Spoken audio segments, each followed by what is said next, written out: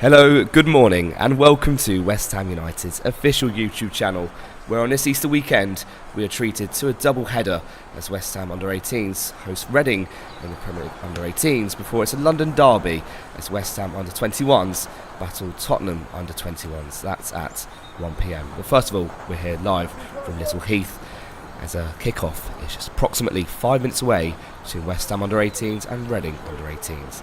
I'm Jude Deedigan and I'll be running you through the action, what is hopefully going to be an absorbing morning and afternoon of academy football here in London. So now, with kick-off imminence, perfect time to go through the two lineups, starting with West Ham United. In goal is number 1, Lamre Awisu. Number 2 is Connor Brooks. Number 3 is Joe Scanlon. Number 4 is Emmanuel Fajoklu. Number 5 is Harry Montague. Number 6 is Reggie Ray Ajiman, and he's your captain this morning. Number 7 is Jeff Medine. Number 8 is Jude Longman. Number 9 is David Chiguada. Number 10, Martin Paychev. And number 11 is Majid Balogun. On the bench this morning is number 13, Tommy Gudga. Number 12, Thomas Yonya. Number 14, Rion Smith. Number 15, Tyrone Omatoye. And number 16, Joe Kerr. And the Royals for this morning, they line up as follows. Number 1 is Josh Yensu. Number 2 is Kanaya Kaninda. Number 3 is Callum Cliff. Number 4 is Tyler Coffey. Number 5 is Jacob Neptune. Number 6 and the captain for the Royals is Harley Irish. Number 7 is Tashay St. Louis. Number 8 is Schofield DeCam. Number 9 is Larry Omareji. Number 10 is Tyler Adji. And number 11 is Raguel Jubilee and Teji. On the bench is number 12, Matthias Ojo. Number 13, Frankie Rose. Number 14, Henry Agakum. Number 15, Toby Lewis. And number 16 is Billy Doy. The match officials for this morning, the man in the middle is James Black, who will be assisted by Andrew Denkovic and Matthew Charles.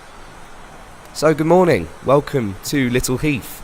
Absorbing match we have ahead of us, hopefully, on this Easter weekend.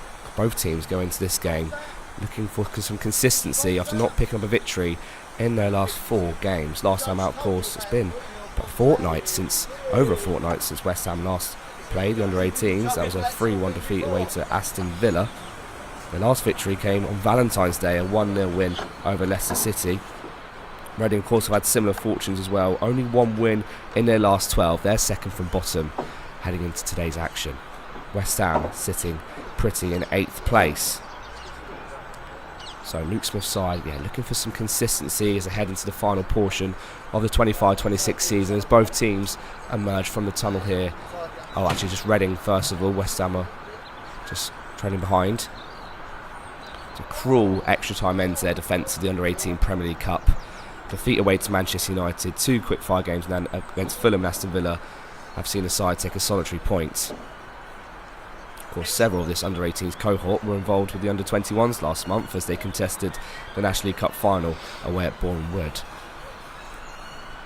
So Reading have emerged from the tunnel here, just getting prepared for kick-off, which is scheduled for 11 AM here this Saturday.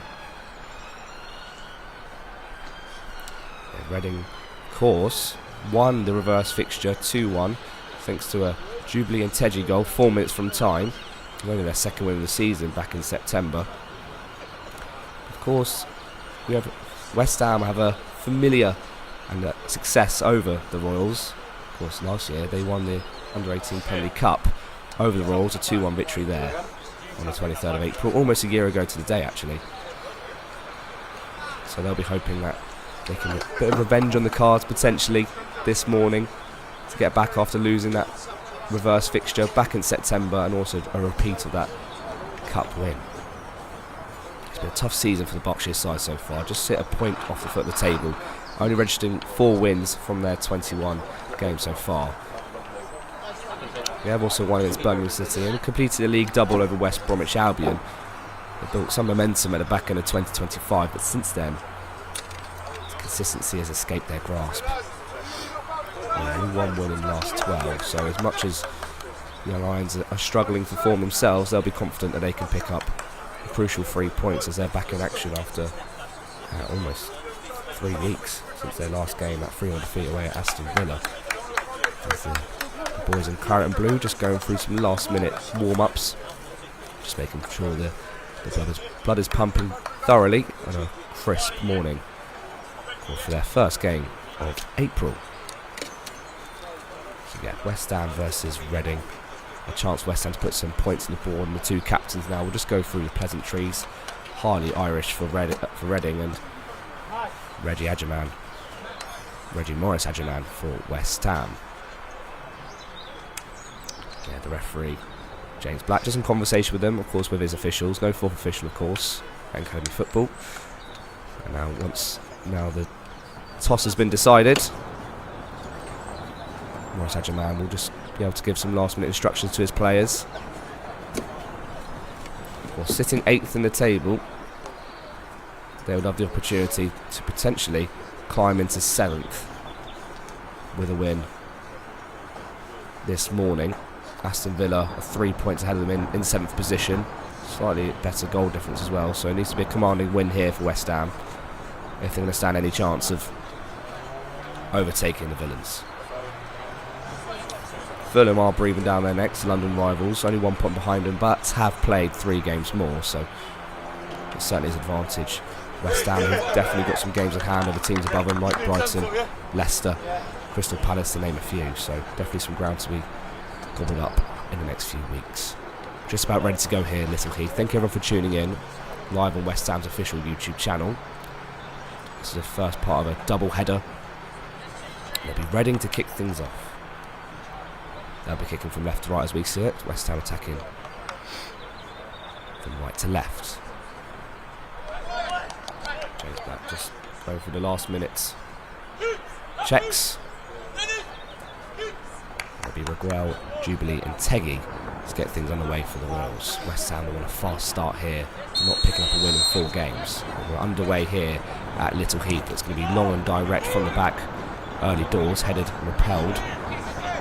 Reading look to mount an early attack. 2 players go up for it, and it's now going to be able to come away with Majid Balogun. Gets his first touch on the ball. Back to Balogun. Keep the width on his left-hand side. Nipped in there, and it's lost by Longman, 15-year-old. Picked up there by the number 9 of Reading, who's driving, but it's well crowded out by Longman. Able to amend for his area. Gets a crucial poke on the ball just to come away with it, but Reading applying the press early on. Here's Neptune, feeds it out wide to Adji. Tries to play reverse ball back to Neptune. A 1-2 interchange, but the ball just had a bit too much weight on it, so it's an early reprieve for West Ham and a chance for Wisu to have an early goal kick. A bright start there for the Royals. Jude Longman, the 15-year-old, just getting caught on it there. In a dangerous position as he looked to play out. You can see already a 4-man press immediately from the goal kick from Reading. It's a direct ball from Wisu. Soma Reggie trying to compete for it. It's going to bounce out of play for a West Ham throw-in. The wind may play a factor.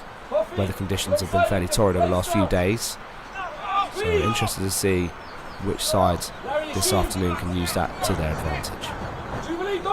West Ham at the back again now with Cliff. So with Scanlon. Scanlon back to his captain. Now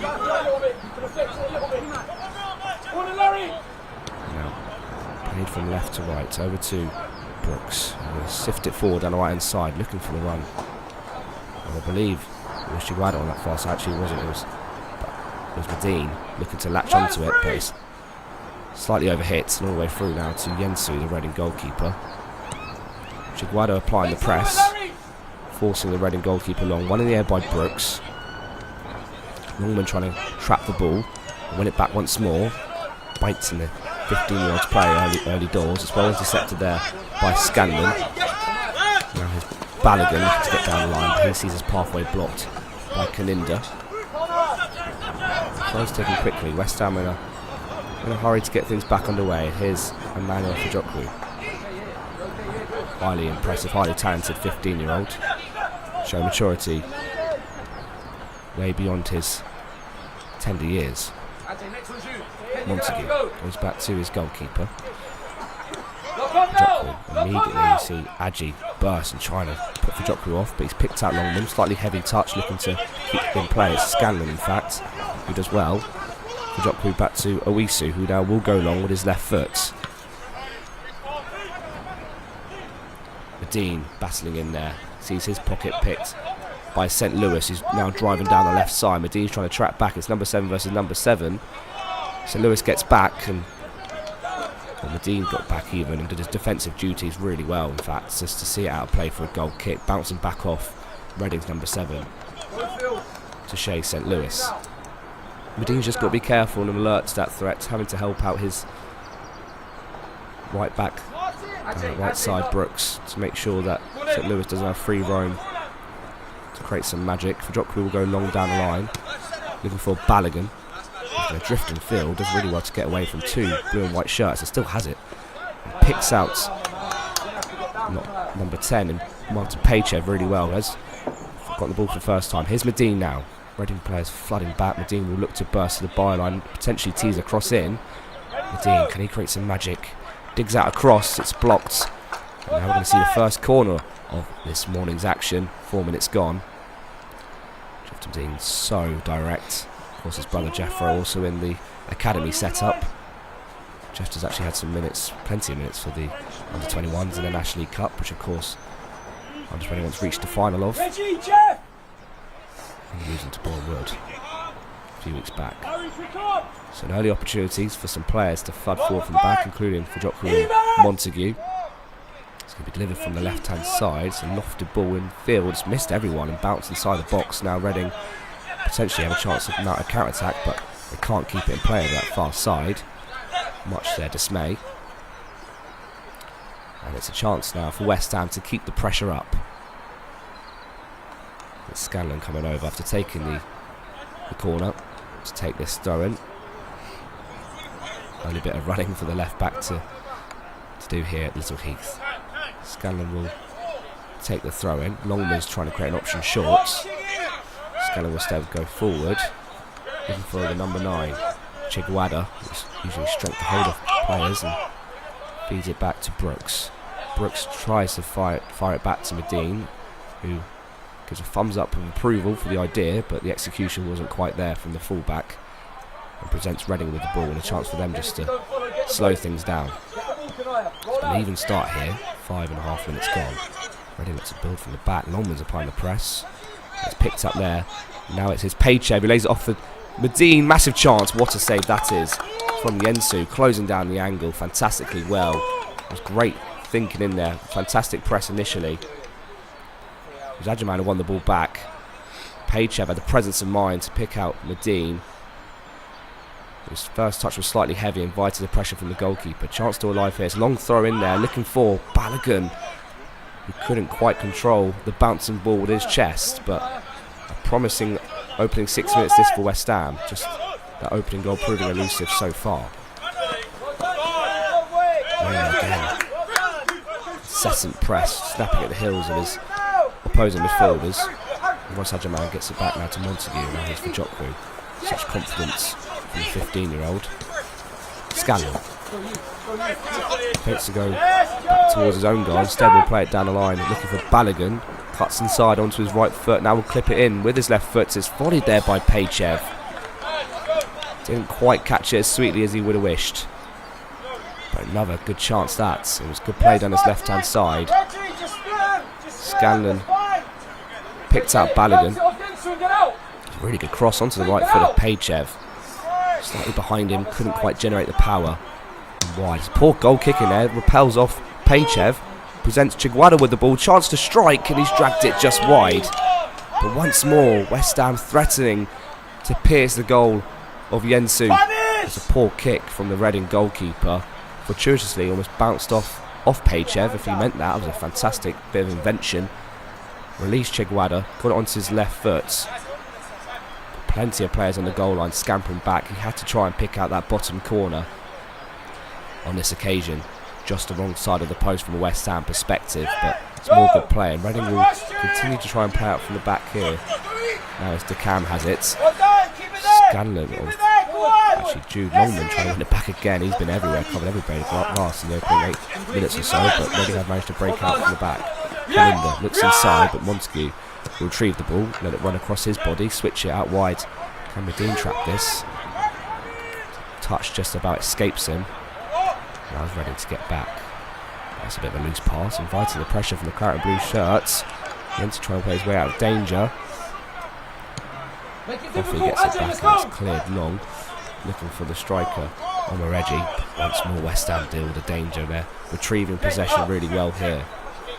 Scanlon's just taking the option on the left side. Was able to take it wide to Balogun, who zips past his man. Balogun driving again towards the byline, but the linesman's flag is up for offside. Balogun will be disappointed at that, having got past Kalinda with ease. Then sees his attack denied by the linesman's flag on that far side.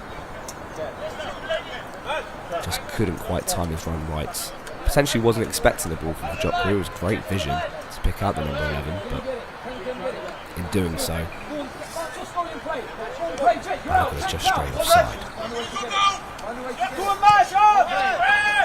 The West Ham persuasion will be overall pretty pleased with how they've approached the start to this game, as it's back now with Lomre Isu. He'll clip the ball out wide, looking for the he's peeled off. Good touch with the knee and puts it forward. Long, cheeky nutmeg in there from Scanlon. Gets away from Decan. That's one for the highlight reel. Great presence in wide again, just to know where the midfielder was and just pop it through his legs. Brooks back to Montague, almost in possession. It's a back three for West Ham. For Jokru on the left side of that, Brooks is shifting in, and it allows Scanlon on the ball now just to have licence to go forward. He picks out Jude Longman. Pachev out wide to Medine. Medine taking on his man, shoots, it's blocked, it's bounced around a Pachev, and there's the opening goal. 10 minutes gone, and it's the Bulgarian Martin Pachev who nods the young irons into the lead here, and you can't say that wasn't coming. Great play initially. It was Pachev who started the move. Out wide to Medine. Dangerous looking cross, it inadvertently flicked off the foot of the Reading defender, and Pachev was perfectly placed to deftly nod it into the bottom corner, and then wheels off to celebrate with Medine. 11 minutes gone, it's West Ham 1, Reading 0. Absolutely deserved, and again the architect of that move, Jeff to Medine. Every time he gets the ball, his teammates know to flood into the box because something special is about to happen, and that time he got past his man. Dangerous cross, and Reading dealt with it pretty poorly. But claret and blue shirts have flooded in towards the box, and Pachev was a beneficiary as he nods in. And now Reading will look to respond. That's exactly the start that West Ham would have wanted, as they're presented with a free kick.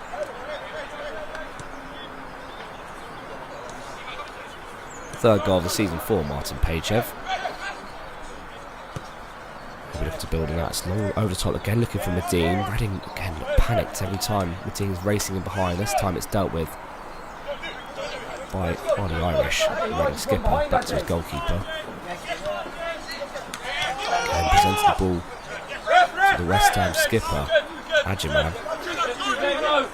And then he goes down, he's fouled. It was Teji who bundled into him, shifting the West Ham skipper off balance. Using high to get things going. Great pass there in towards Scanlon, who's picking up pocket space. Scanlon will strike.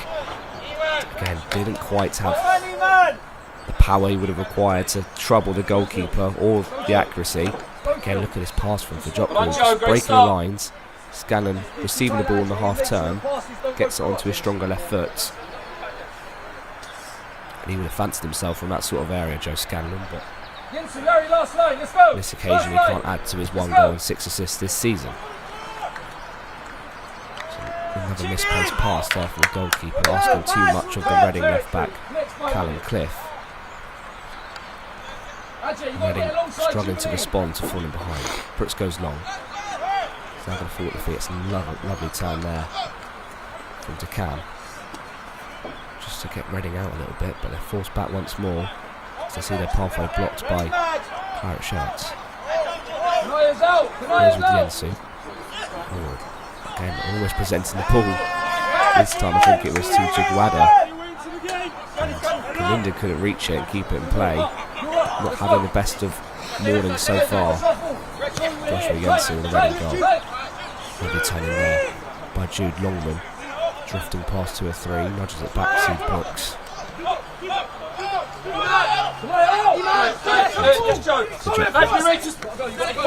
Scanlon's been everywhere and again plays it down left side, looking for Balogun.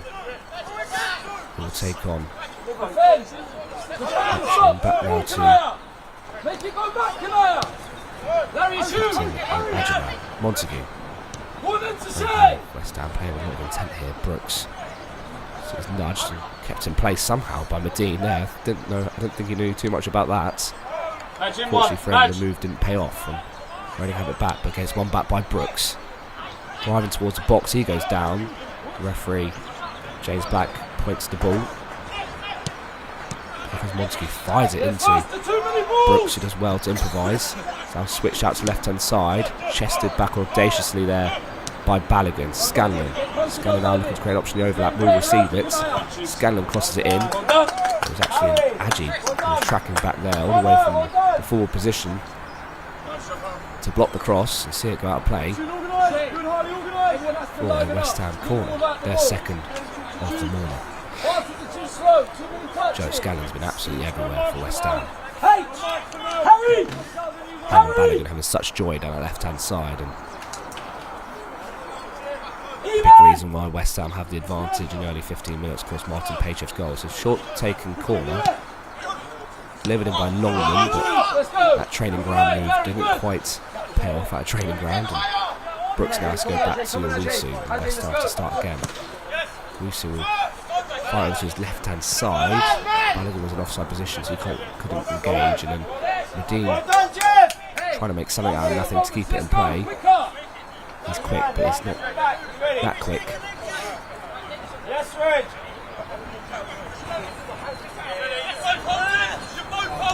It was now Balogun, misplaced pass, and sort of old school 50-50, bouncing off zone 9. In fact, it was nice man in there.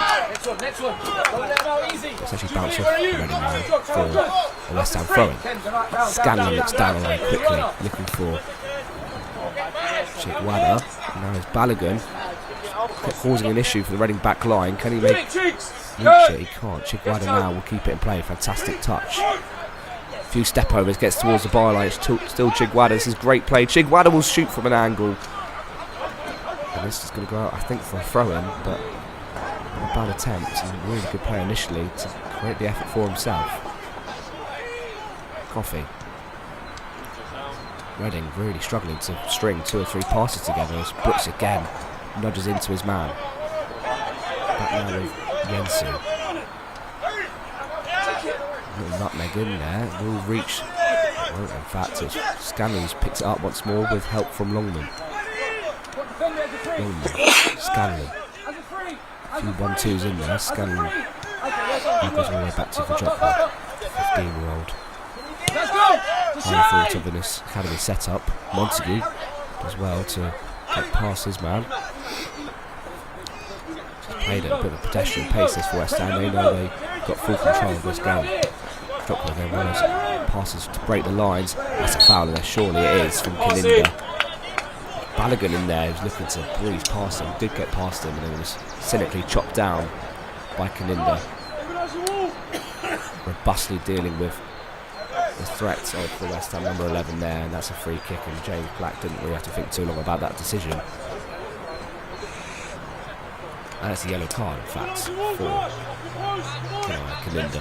So he's the first player in the book this morning. 18 minutes gone. We can't really have too many complaints. He knew exactly what he was doing there. Now we've got Longman and Scanlon. And Sajaman all in conversation here. This is a pretty presentable opportunity for the Young Hammers to double their lead. Follow in, Matt! all three players will fancy their chances at breaching Yensu's net. It's going to be a 4-player wall for Reading. The referee just making sure they're legally placed, as Yensu's got a job on his hands to organise them perfectly. Does favour the right foot of Jude Longman. In fact, the other two players have retreated, or definitely Morris Adjaman. Scanlon step up to take it. It's left by Scanlon. It's going to be Longman who takes it round the wall, parried well by Yensu. And Reading now can clear. But the worst effort away from Longman. Decided to go round the wall instead of over it. Good trouble the goalkeeper. And Reading looks to counter attack now. Adji. It was on Reggie, and he was fouled. Ready to start once more. Neptune. Plenty of space now. Bad effort from Jude Longman. It wasn't the worst idea, but unfortunately for him, Yensu sort of sorted all the way and parried it clear. On towards the left-hand side.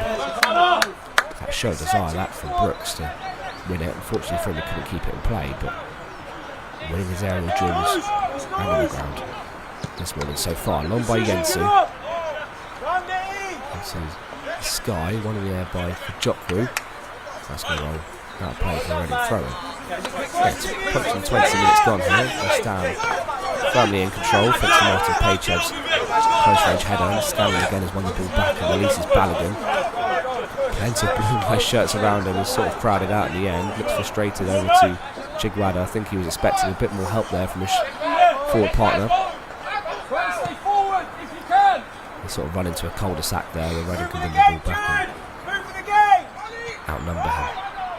It's now in towards St. Louis, who's hardly had a touch in 20 minutes. Reading wants to get him on the ball more if they can find a way back into this contest, but Reggie's competing on the slide. Brooks gets it back to his goalkeeper though.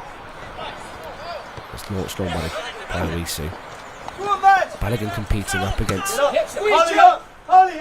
You've got to be careful, he's walking a tightrope on a yellow card. Jokru, an orthodox way to get it over to Scanlon, but it does reach the left back.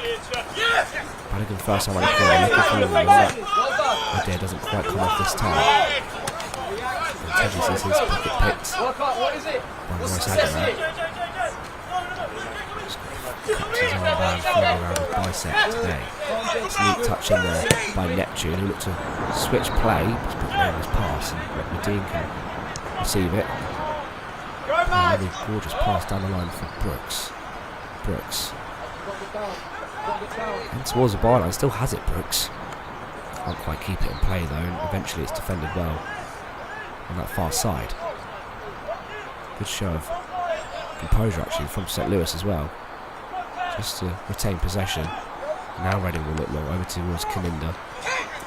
He's got time and space to clip the ball over the top, looking for the run of Reggie. It goes in behind the West Ham defence, but it was an overhit pass and straight towards the goalkeeper. And bowl it out quickly to Montague and then receive it back. Of course, Namre Owusu was in that team that won the Under-18s Premier Cup last season over Reading. He's got fond memories against the Wolves. He'll be looking to build on that archive of memories today of the Wolves with another victory. Morris Adjaman snapping at the heels there, wins it back. Balogun, this is neat play, one-touch play, chance to shoot potentially for the reach. It's not going to reach. Balogun playing there from Chigwada, trying to create an angle to shoot, but couldn't quite get the ball stuck on his feet. West Ham have it back there. Looking to double their lead. Longman. Goes it back to Morris Adjaman. Position to run, man. Scanlon. Checks back onto. Goes back to Jokru. He's not afraid to get forward from the left side of the back three almost. Morris Adjaman teasing to go forward, but thinks better of it. Goes back to Jokru.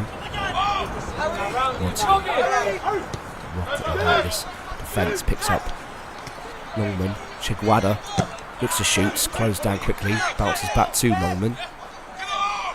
West Ham, really strong spell there. Scanlon looking to pierce the gaps. The Reading team now have all outfield players behind the ball at the moment. Brooks, Medine, dances in field, neat footwork once more from Jeff to Medine, looks to release Pachev, who reaches it. Both players appealing that the decision should go their way. It's gone Reading's way, it's a goal kick. How about that from Medine once more? Close control. Breezes past his marker. Looked to combine with Pachev, and that's how the opening goal, the only goal of the game so far, occurred. Medine down the right hand side, of course, crossed the ball in, it was cleared only as far as Pachev, who nodded home. Once again, those two players looking to combine once more. Montague wins his header.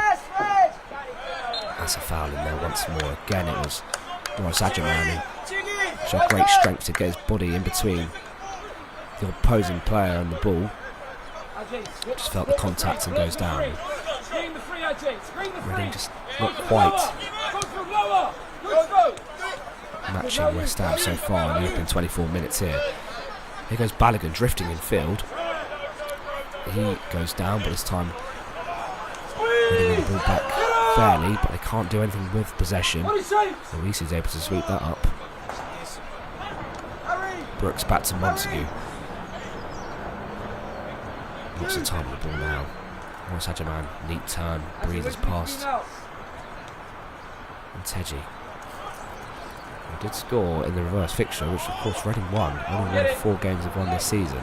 Back in September. Here's Joe Scanlon. I suppose Kaminda, he's got to be careful on that yellow card. Long goes back, gets a kick for his troubles. He goes back to his goalkeeper. Scanlon inverting, receives it, and how good was that turn? Now Scanlon over the halfway line. Plays it through, looking for Chiguada. That time it's read well by Reading. Scanlon looks so cool up there right now, just so composed on the ball. And Alisi now is just slowing things down with his side 1 goal to good.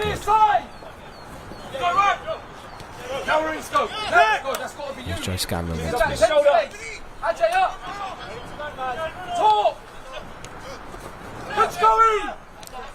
Pokes up at Alisi's quite far out from his goal here, and he's actually forced long.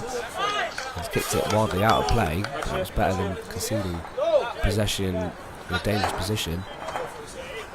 West Ham sort of just playing their way into danger there, maybe getting slightly relaxed. No press forthcoming. Alisi was a long way out from his goal. Picked up again by him. So well there, but he's one inside of frame. Scanlon look quickly for Chiguada down the line. Reading snuck out the danger. Scanlon had a long chance with the throw. Morris Adjaman crane up for his shorts. Scanlon will go down the line. Bouncing around in there, back to Scanlon, who goes first time looking for Chiguada to create a nuisance of himself. It was Irish, the Reading skipper, won the ball this time. Scanlon goes down quickly there. Right to Cam, desperate to win the ball back for his side. They're just winning their battles now, a little bit more than they were in the open 20 minutes. Imposing themselves on their opponents more than they were, because the first 10 minutes it really was one-way traffic in West Ham's favour. Inventive flick on. Again, Montague rising from the back. Commands that situation well, not once but twice. It's all a bit messy in there. It's Adji bouncing for it. Brooks has fallen down. Morris Adjaman takes control of the situation though. Gets hold of the ball and easily plays it back to Emmanuel Fajokwu. Rules it Scanlon's way. Scanlon clipping the ball in behind. Once more looking for Chiguada. Gets a push in the back. It's in there from Balogun looking to try and create something out of nothing. Lays it off to Medine. Medine with his right foot. Cheeky ball roll. Medine will shoot. And blazes it over the crossbar. Once more the intent was clear from Jeff to Medine.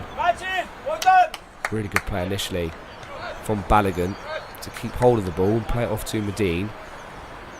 Teasing onto his right foot. Blazing it over. Don't have any control of that finish. Medine the danger man certainly for this West Ham U18's team. Every time he gets it, his players sort of expect something to happen. Brooks reads the situation well, out wide. It's going to turn into a fantastic pass for Balogun as he stayed on side. He has. Balogun up against Kalinda. Balogun gets past him again towards the byline. Balogun across the box. It's bouncing around in there. Pachev trying to make something of it. He can't reach it. Brooks picks up on the right side. Brooks will clip a ball in, looking for Medine. Strikes it and it's blocked this time by Neptune. Longman. Scanlon gets it there first, and for Jokru plays it back to Scanlon. Another chance for Medine. Third or fourth chance already of the morning's work. That's a clever ball. Longman. Left foot tries to play a slide ball pass in towards Balogun, but he can't reach it. Reading can clear. And Montague stepping across, gets a nudge in the back from Reggie. Really well up against 3 or 4 West Ham shirts to come away with the ball. That's a really loose pass though, and it's picked up there by Chigwada. Another chance for West Ham to go ahead now. It's through. It's a great save there from the feet of Yensu. It was Balogun who received the ball off Chigwada onto his left foot, looking to strike a finish through the legs of the Reading goalkeeper after a really poor misplaced pass from Omoreji. Onto his left foot, kept it down well. Yensu was able to telegraph the effort and repel it with his left boot.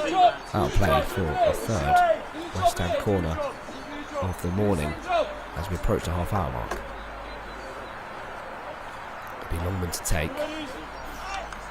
Like a 15-year-old in this under-18 setup, looking to impress.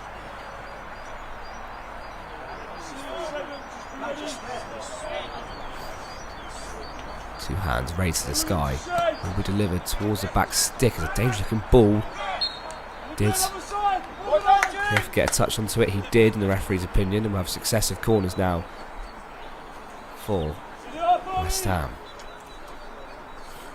Dangerous looking ball in there.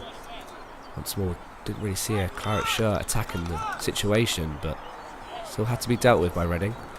Finally Scanlon to take it, the left foot of him, the wonderful left foot he's had, and has threatened to create something all morning.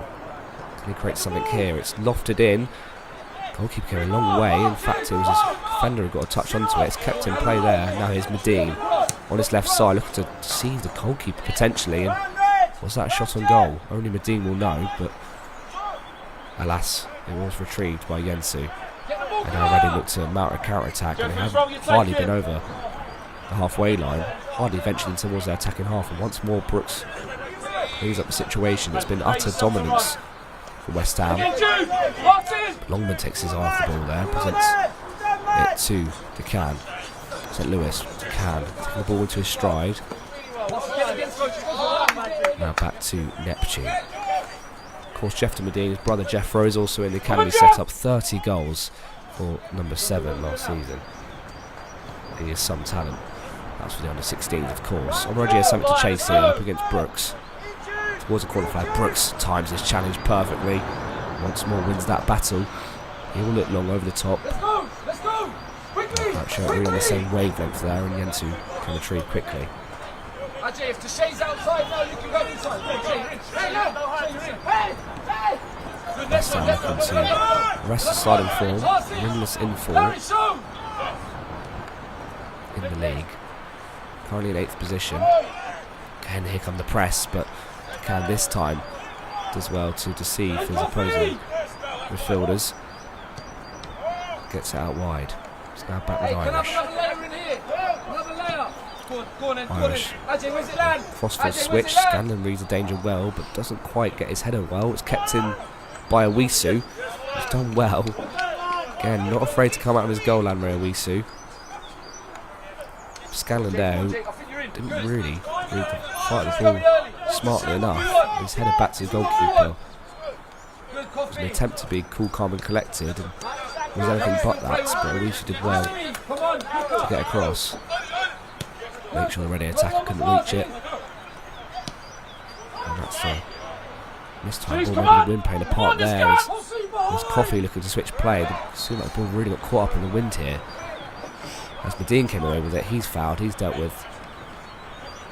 Unceremoniously taken down by You can, yeah. Colin Cliff Defend this, draws a Ajay. foul for his side. Taken quickly by Brooks. Back to Medine. Can tease his pass. 2 or 3 blue and white shirts. Crosses it in. It's blocked from close quarters. Cliff can clear. Brooks again sliding in. Meaty challenge. Then Pachev looking to help his team out on that far side. The referee has signalled for a Reading throw-in now, James Black. Ben Brooks, the eagerness and desire to win the ball back after losing it is commendable. And it's been a big part of the reason why West Ham have the lead here at Little Heath, courtesy of Martin Pachev's header from close range. Longman competing, can't quite reach it the first time asking. Then he does get a foot onto it, but can't draw the ball. But Morris Adjaman reads the play well, picks it up, trying to get away from his marker. Eventually poke it back to Brooks, and all the way back to his goalkeeper, Wiese. Nice, split them both. Go on this side. Just over 10 minutes to go into the break. It is still West Ham 1. Good coffee! Reading nil. Calinders all the way from right back in the midfield position now. Gets it back now to the number 8 for Reading, Decam. Good, Ajay. Lower. Joe, he's going to run. Kanaya, great run. Well done, Kanaya. Interesting ball for Decam. He's dealt with it well. Norman snapping at his heels. Cross out to the right hand side. Once more, it's caught up in the wind. Scanlon heads it on. Looking to reach Balogun. He takes the ball to his dry well with his chest. It gets past 3 blue and white shirts. He's not fouled in there, but somehow off the deck has received the ball once more. Goes down again. It's really fallen Pachev's way. Now he's Medine. Fakes to shoot. Can he work an angle? Medine. It's so crowded inside that penalty area. Medine couldn't quite get the ball stuck from underneath his feet, but more cause for excitement here as West Ham flooded forward. But here come Reading over the top. Execution again, not quite there. But there are gaps in behind this West Ham defence if Reading can exploit them. So far, they have been able to. That's something potentially to keep an eye on as Longman receives the ball in the half turn. Balogun again looking to take on Kanimba this time. It was St. Louis this time. St. Louis did his defensive duties well. To Cam. His Reading skipper, Harley Irish, goes down the line. Foot race now from Montague. Up against Reggie. Reggie goes down, and the referee awards for a free kick there. Montague not too pleased with that decision. James Black's opinion. Harry Montague just a bit over eager, overzealous in his challenge to win the ball back. On the wrong side of legality. And this really, in minute 36, is Reading's first foray forward and first chance to put some players into the box and potentially tease and challenge Andre Wiese. If they score here and do equalise things, it really will be against run of play. Pachev and Medine in the wall for West Ham. They're right footed towards the back stick. Wiese comes and punches. Scanlon also in there has fallen over. Medine from the wall has collected it, make sure they go out for a corner and launch it along. Longman can't trap it. The referee is eventually blown up, I believe, for a free kick to West Ham. Didn't quite make out what happened there. I think it was potentially Medine in there as he worked it back to Scanlon to clear. Just nudged in the back. Ready look to keep the attack alive. And Wiese now can find Scanlon. How can you help him? Where's he going to play? Back to Emmanuel for Jopko. Longman, nice triangles, possession play there. West Ham out. Now Longman looks to fire it in behind, looking for Balogun. Wasn't the worst idea from the 15-year-old, but well read there by Neptune. And Scanlon once more on the throw-in. Going back to for Jopko. Certainly caught the eye this season for his performances. Only 15, playing a few age levels up, but his passing range in particular, as he goes over the top once more looking for Scanlon. That's another excellent pass. Can Scanlon keep it in play? He just about can't. But again, it's another indication of the invention that Fajok Crew has, the vision. That's something you really can't teach. Come on, Max. Need the energy. Sort Come of on. ability.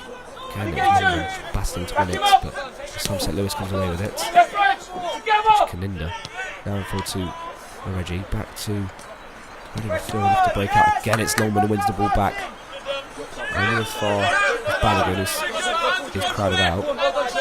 St. Lewis shrugs off his attention. It's a switch play. It takes a nick of a claret shirt. It's creating an issue there for Montague, who does really well under a bit of pressure to nod it back to Wisu. Send it back off his goalkeeper. Wisu. Montague. Just under 7 minutes to go into the break here. West Ham will be looking to add to their advantage with Martin Paychev's header just inside the opening 10 minutes. Currently the difference here, that's a loose pass, but it's going to reach the goalkeeper. Clips out wide again, the ball potentially getting caught up slightly in the wind. Fajoklu has it, quickly sifts it over to Norman.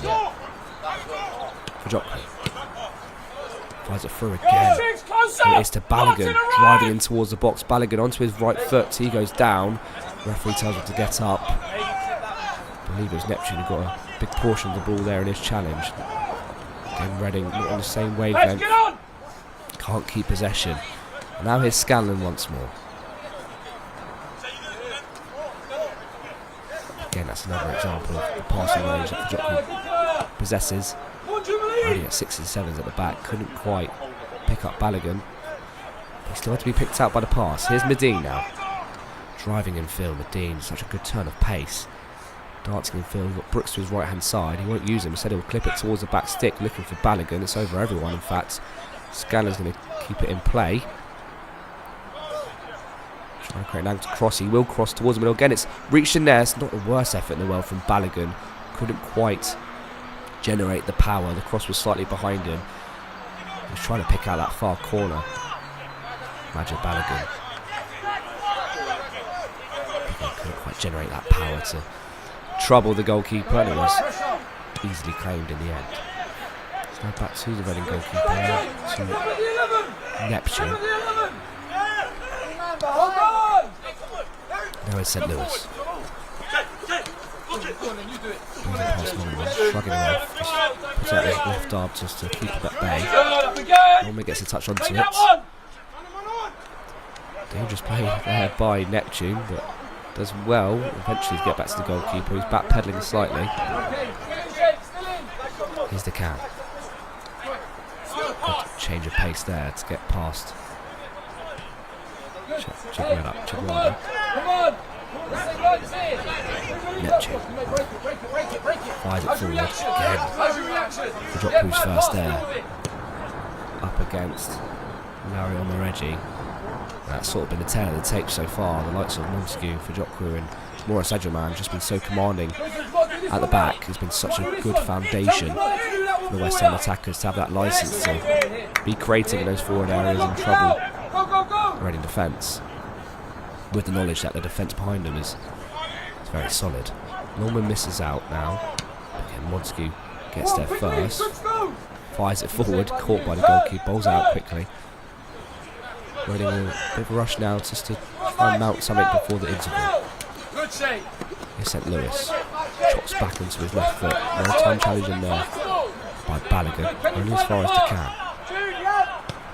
He'll look to clip a ball over the top to that left hand side, looking for Cliff. Medine battling in there, gets a toe on the ball. And Brooks can go back to his goalkeeper, Wisu, who launches it first time. Wants to go on and create anything with the loose ball, he can't. Paycheck there, Stevenage can't make an impact. Neptune. In fact, actually, it's highly Irish. St. Lewis. Confirmed to the can already. Now Irish. Just swapping sides with Neptune temporarily. Just a tactical tweak there from the Reading boss. Looking to get back into this game. So now a loose pass. Well read there by Balogun. Looks over the top first time for Chiguera. Idea was there, the execution wasn't. Decan away from Longwood. This is a great run for the number 8 of Reading. Again halted in his tracks though by Brooks. Page Page out wide to Medine, let's drop his shoulder, but Cliff sneaks in. Reading just growing into this contest as we approach the halfway point as they want another throw in.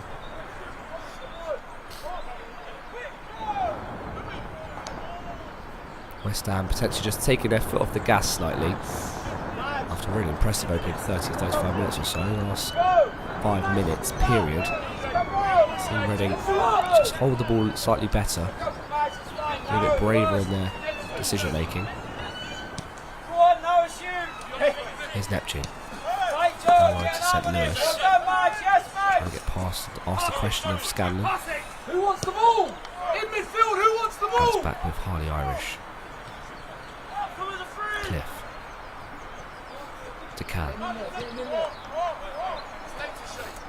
Back now with Reading goalkeeper Josh Jensen. Already come a long way back to receive the ball.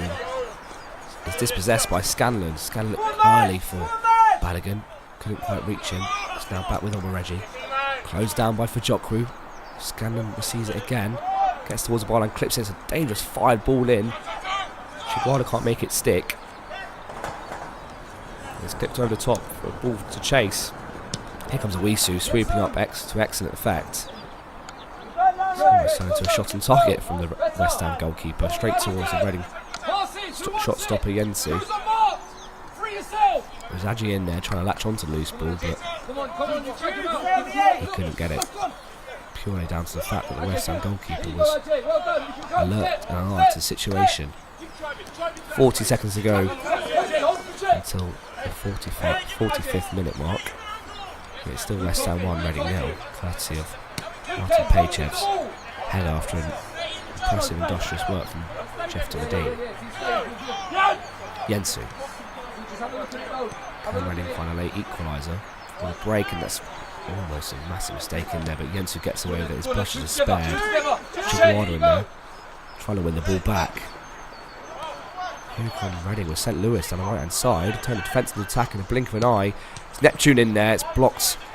Attempt at a bicycle kick, parried by Wisu. It's bouncing around in there, it's into the back of the net. And now the goal have absolutely nothing.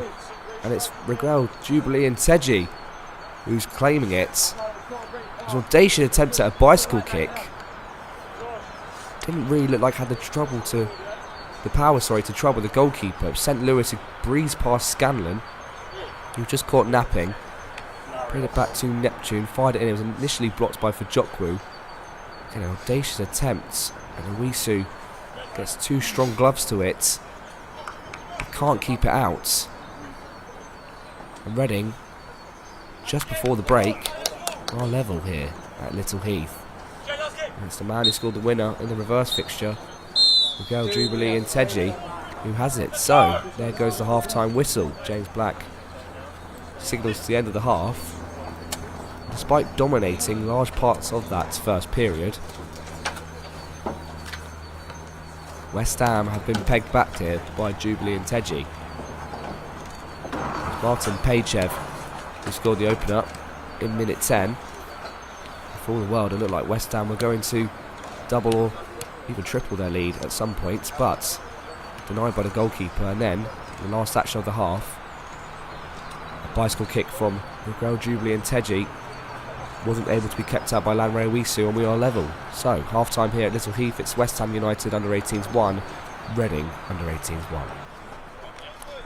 Hello and welcome back, ready for the second half here at Little Heath between West Ham under-18s and Reading under-18s, where it's finally poised heading into the second period. It's 1-1 here. West Ham took the lead in minute 10 courtesy of Martin Paychev's close-range header, but were pegged back with virtually the last highlights of the second half as Jubilee and Teji produced a bicycle kick that troubled Awisu, couldn't keep it out. So West Ham now will be looking to reclaim their lead as they kick things off here in the second half. Just a reminder of the two teams, there's no changes at the break. Actually, there's a few changes in fact for Reading. I've already spotted Billy Doy has entered the fray, as has Toby Lewis. We'll get confirmation of those changes once we see who they're taking off for. Of course, no fourth official board here. Here is Connor Brooks. He's Looks down the line for Medine, looking to get things started early on here, the second half. Sees his pathway blocked. Luke Smith would have been largely pleased with a lot of what he saw in the first half from his under-18 side. Dominated large parts of it and more than good value for their 1-goal lead until Jubilee and Teji audaciously produce a bicycle kick that was straight out of Wisu, but with the presence of Larry Omareje, just couldn't quite keep it out and keep it from going over the goal line, which sees scores level at 1-1. Of course, Reading won the reverse fixture back in September. Both teams are winless in the last 4 or 5 games, so this is really important for both teams. A draw won't really be a good result for either team, as Brooks is fouled in there by Callum Cliff. Slightly fortunate for Brooks, as if he wasn't awarded a free kick, he was probably going to be penalised himself. Brooks looks down the line, looking for the run of David Chigwada. It's a foul in there by Morris Adjaman. And one of the substitutes, Toby Lewis, gets things underway quickly for Reading. So the West Ham team line up as follows. In goals, number 1, Lanre Awisu. Number 2 is Connor Brooks. Number 3 is Joe Scanlon. Number 4 is Emmanuel Fajokwu. As Reading come forward, it's missed by Scanlon, who just got a deft touch with his heel. But it's going to be latched onto by Adji down his right-hand side, looking to score an early second for Reading in the second half. Adji gets help in there by St. Louis, being pinned in the corner flag by Balogun, who kicks out of play for a Reading throw-in right by that corner flag. Doy creating an option short, he clips it in, missed there by Montague, but fortunately for him, no blue and white shirts are lurking, so then it's cleared long by Fajokwu. Out of play. As Brooks tried to make something of it. Reading thrown out the traps here and have imposed themselves on the second half quickly. Buoyed on by that late equaliser in that first period. Here's St. Louis on the right hand side, taking on Joe Scanlon. Still St. Louis, perfectly timed challenge, and it had to be by Scanlon inside the box.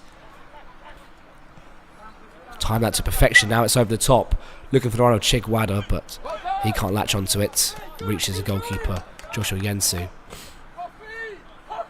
So yeah, just going over that West Ham team once more as Reading look down the line for St. Louis. Get a lot of joy down his right hand side early on. Now it's played through to Adji, blocks, and out of play for the first corner of this second half. And Reading, with the win now in their favour, are asking them some questions of this West Ham back line. Chance for the likes of Decam and Neptune to come up from the back. They'll be delivered from that right side. It's fired in there. It's a goal for Reading inside the opening 5 minutes of the second half, and it was Neptune who rose highest, unmarked. Picked out from the corner, and he's powered it into the back of net for Awisu. And Reading have turned this around here. Towering header in there by Neptune. It was over the head of Harry Montague. And Neptune met it flush. Connected with it sweetly. Left Awisu with no chance. And Reading rewarded for their strong start to the second period. West Ham just caught napping. Haven't really got going in the second period so far. Again, after being in full control of the majority of the first half. That late equaliser from Inteji really ruffling some feathers in there. And now Luke Smith's side will have to find a response of their own. There surely will be a bit of an inquest from Luke Smith there as to how a player of Jacob Neptune's size and stature and threats was allowed that amount of space in the 6-yard box to head home. And he made no mistake, the towering defender for Reading. Here's Brooks now. Just clip a ball behind, looking for Medine. He will reach it inside the box. He goes down. Will it still continue with it? Blocked in there. Didn't quite have the conviction on the shot from Medine, but West Ham immediately looking to force the issue and restore parity themselves. So I'll play for a Reading throw-in.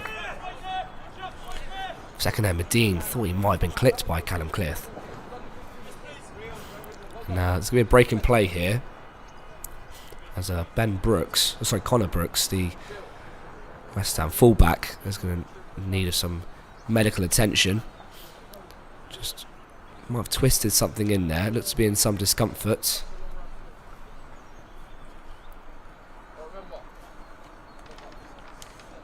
Of course, Connor Brooks signed from Isthmian League North Division side Concord Rangers in the summer. Made 20 appearances for the senior team last season. One of those players that broke through the non-league system. And I was guessing his chance at a Premier League academy. Again, just testing out. I think it's that left leg, an issue with it there. I think the physio just testing out there. Reading will be by far the happier of the two sides in the early stages of the second half. They weathered the West Ham storm, despite the likes of Medine, Paychev, Chigwada, Balogun all having chances to build on a 1-goal lead, scored by Paychev. They weren't able to net. Reading stuck in the game, took their chance when they got it. Brooks is now to his feet, which is a positive sign. The referee just in conversation, just checking on his welfare, making sure he's okay. He's walking pretty smoothly, so hopefully that suggests that Connor Brooks is okay to continue. Just testing out that knee now, actually. In fact, maybe just twisted it in the turf. So West Ham temporarily down to 10. As Cliff gets things back on the way with the throw-in. Medine tries to keep it in play. He can't. And Cliff's going to have another chance now. Brooks is back on the pitch, which is great to see. Hopefully he can shake off that injury. Downline by Cliff, over Brooks' head, who gets a touch onto it. It bounces back off Larry Omoregie. And in fact, back off Brooks once more for another Reading throw-in. Brooks was just gearing up to take it quickly, but the linesman's flag indicates that the throw wasn't his way. All the way back now to Neptune, the goal scorer of the second, back to his goalkeeper Yensu. Clip a ball out wide to the right hand side, looking for Kaninda, who's on a yellow card, outnumbered out there, and here comes Balogun down the left hand side for West Ham. Again, looking to burst past Lewis, gets it back to Scanlon, who digs a cross out, cleared at the near post by Neptune, met that clearance sweetly. Retrieved by Emmanuel Fajokwu, who's not really got involved in the game in the second half. Scanlon round the corner. Back to Fajokwu. Just opens play up, plays it out wide to Brooks. Quickly dodges it over to Medine. Brooks now creating an option overlap. Neat play there. Here's Jeff to Medine once more.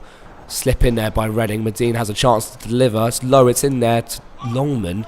Got a touch onto it, but couldn't quite keep the control close enough to his feet. And now Reading can counter-attack here with Toby Lewis. He's got no blue and white shirts in front of him, but he's done well to keep it and find Onoregie, but eventually it's won by West Ham, but then dispossessed straight away. It was Longman who won it back and played it straight forward. It's all a bit congested. Possession changing hands. It's now Chigwada trying to create something out of nothing on this far side, but he's fouled. Harley Irish in there. Gives away a free kick.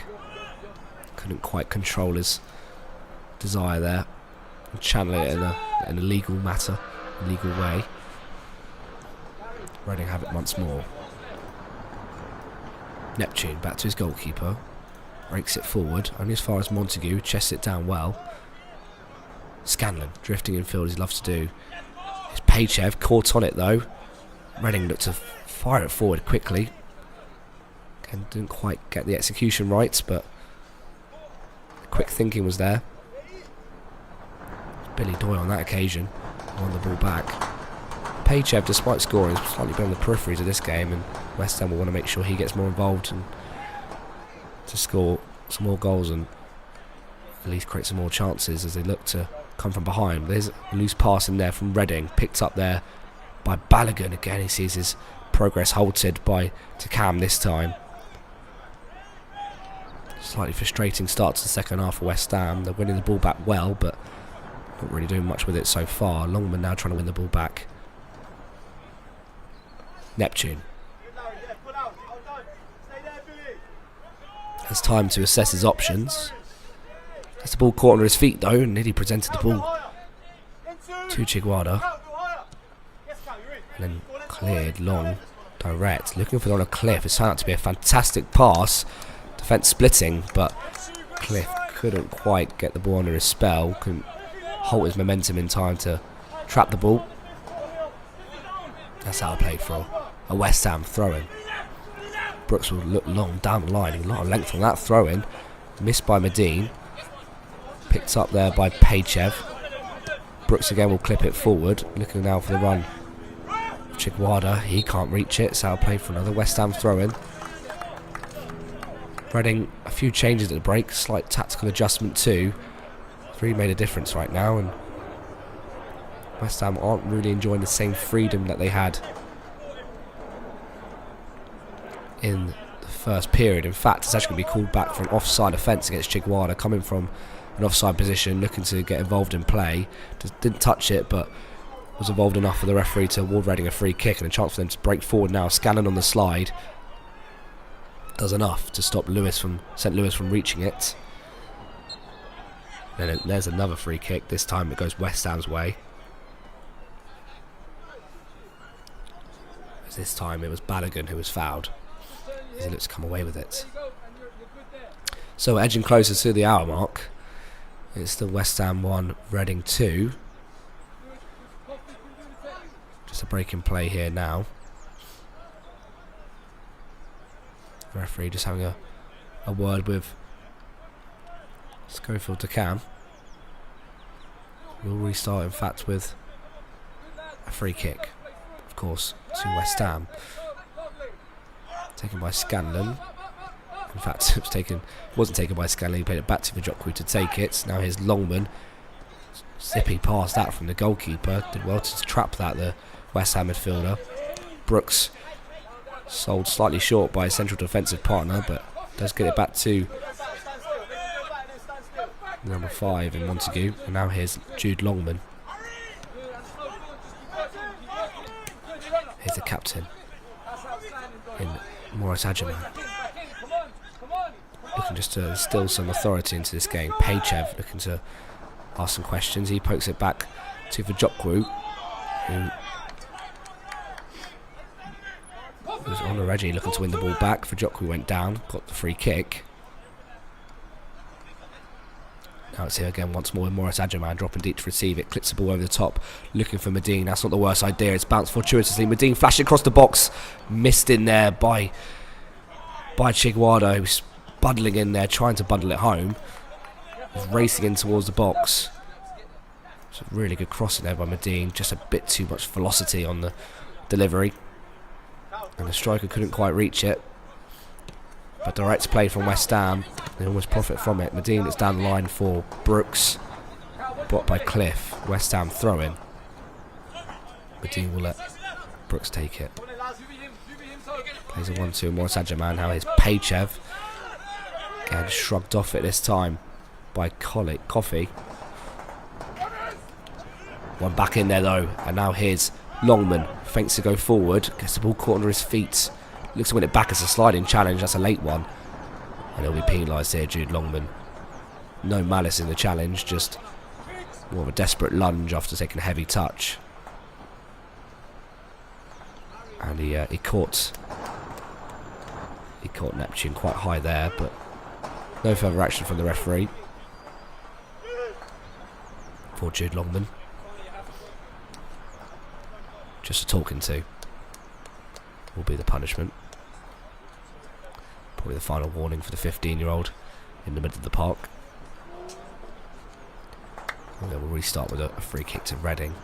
It's been a A slow start to the second half for West Ham, not really been able to have the same sort of fluidity that they enjoyed in the first period. It's a substitution, in fact, for West Ham, with Joel Kerr entering the fray, number 16.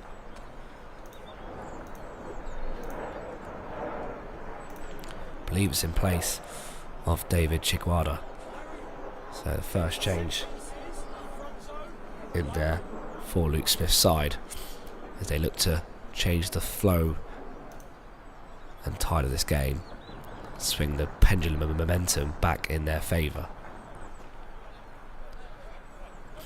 Over the hour mark now, excuse me, and it's West Ham 1, Reading 2.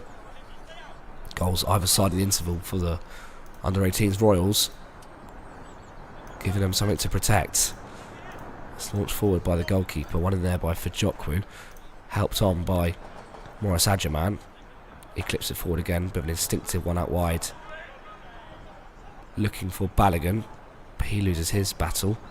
Fajokwu able to clear out the pieces once more, retreating towards his own goal line, his own corner flag, gets it back to his goalkeeper, Scanlon. West Ham, can they play their way out of danger? It's clipped out wide over to Montague. So loose pass in there, really good show of composure to keep the ball. Reading look to win it back. Here's Medine. He's fouled in there. Brought down by Cliff. That'll be an easy decision for the referee to make. But I'm sure we'll see this more and more as the game ticks on. Reading just looking to frustrate this West Ham side. Looking to break up play with some fouls and stoppages. As it's launched on by Scanlon. What a ball that is, but it's missed. Slight lapse in concentration there from Medine. Wasn't the easiest ball to control, of course. Couldn't quite receive the ball from Scanlon. It was an excellent switch of play though. Short back lift. But yeah, Medine, for all his quality, that time couldn't quite control it. Thrown it straight towards another substitute in Reading Smith, who's come on for West Ham. So two changes. It was Reading Smith who's entered the fray alongside Joel Kerr. Here's Scanlon. Puts the ball down the line, looking for one of the substitutes, Kerr. Despite the outstretched leg, he couldn't latch onto it. So it's cleared on by Reading. Scanlon can retrieve. For Fajokwu. Morris Adjaman wasn't able to turn. Yeah, Luke Smith just making those alterations, and that's a poor pass in fact by Fajokwu, who's not really put a foot wrong really this afternoon now, but that pass left a lot to be desired and presents Reading with a chance to win the ball back. And then it's a foul in there by Medine, who's frustrated as it was Longman who looked to break clear, spark a three-man attack, but Medine, his intervention just the wrong side of the line of legality. Forward by the goal scorer Neptune, wasn't able to be controlled. Longman picks it up. It's now with a Reading substitute in Toby Lewis. Now here's St. Louis. On Reading's first time pass didn't quite come off. And now here's Balogun down the line looking for Kerr. Can he get his side back in this game? No, he's held up there by Neptune, who again is at the moment the scorer of what might be the winner of this game, with a header in the 50th minute. Another loose pass. Here's Reading Smith able to get a touch of the ball, slotting into that back three. Medine is almost playing as a right wing back now, as Connor Brooks was one of the players that exited the field for Reading Smith. Unsurprisingly, after that, he required some medical assistance. Tested out that knee, hopefully nothing too serious, as he looked to be walking okay, but Luke Smith taking no risks. Here's Scanlon. Kerr. Back out wide now to Balogun. West Ham being patient on this left side. 25 minutes to go as they look for parity. Morris Adjaman.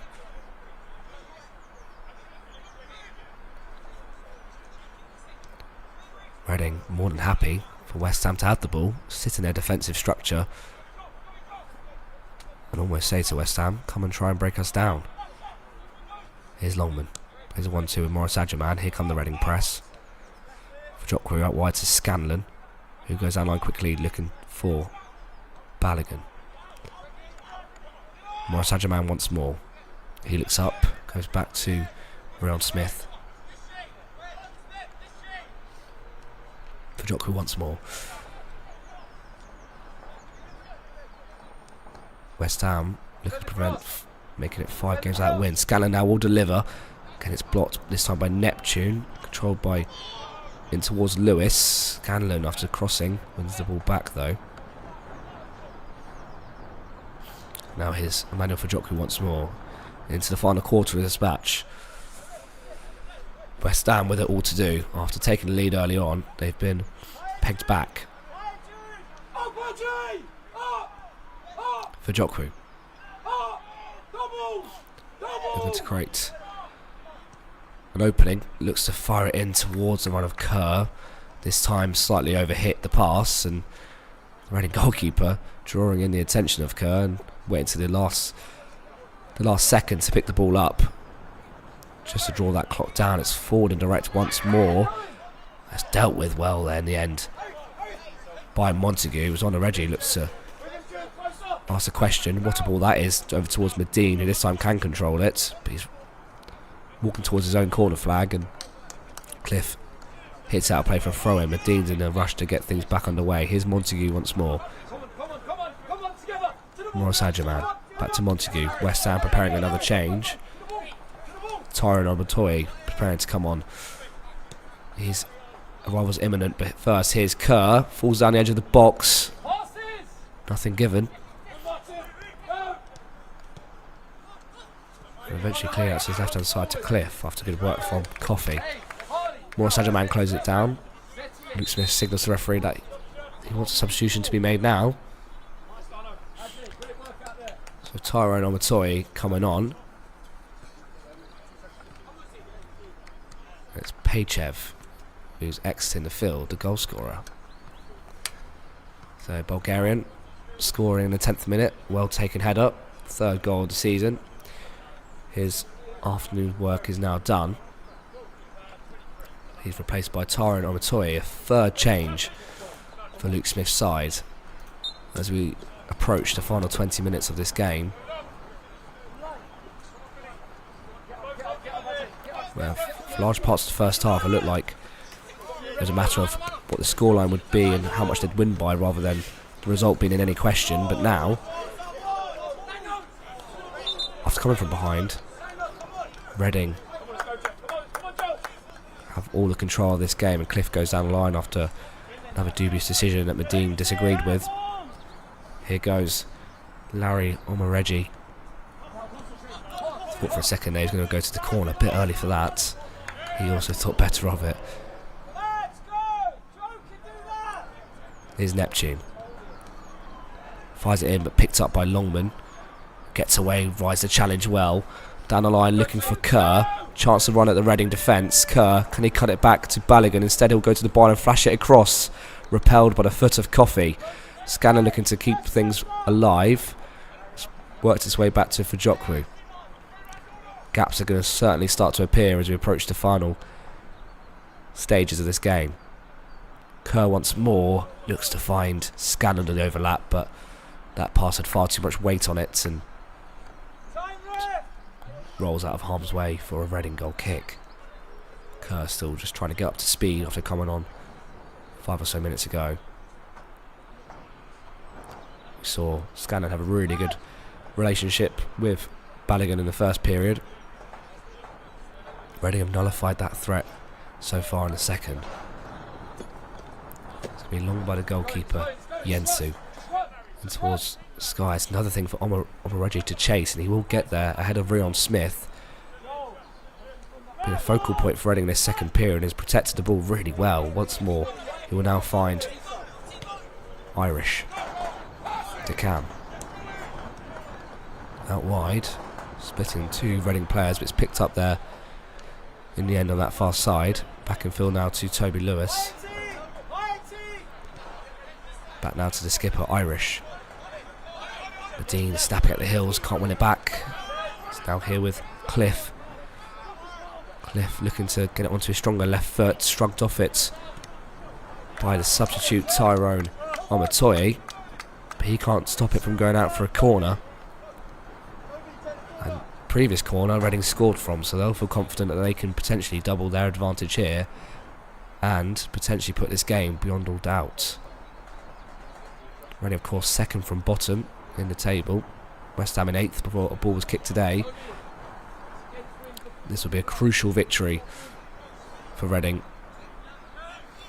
ensuring they can start climbing up the table with not long left of the season. It's going to be delivered right-footed, a lot of loft on that. It's going to cause an issue though, but just about dealt with in the end by a mixture of Kerr and Omatoye. Clearance didn't have a lot of length on it, picked up by St. Louis. By the corner flag, Kerr trying to win it back. That's really good footwork from Omatoye, from St. Louis. It's in there, it's almost a third for Reading. Just wide of the mark, and I think once more it was Neptune who'd ghosted in behind. In fact, actually it was Cliff. How about that for footwork on the far side? Again, no West Ham players picking up their markers in the middle. It fell to Callum Cliff in there. I think he had a lot more time than he expected. Couldn't pick out the bottom corner. It took a touch off a West Ham player and out for another corner. Bit too easy there on the far side. Another chance for Reading to deliver. It's another dangerous looking ball. It's cleared in there by Omatoye again. Now through to Medine. Can he potentially spark a one-player counter-attack? He can't.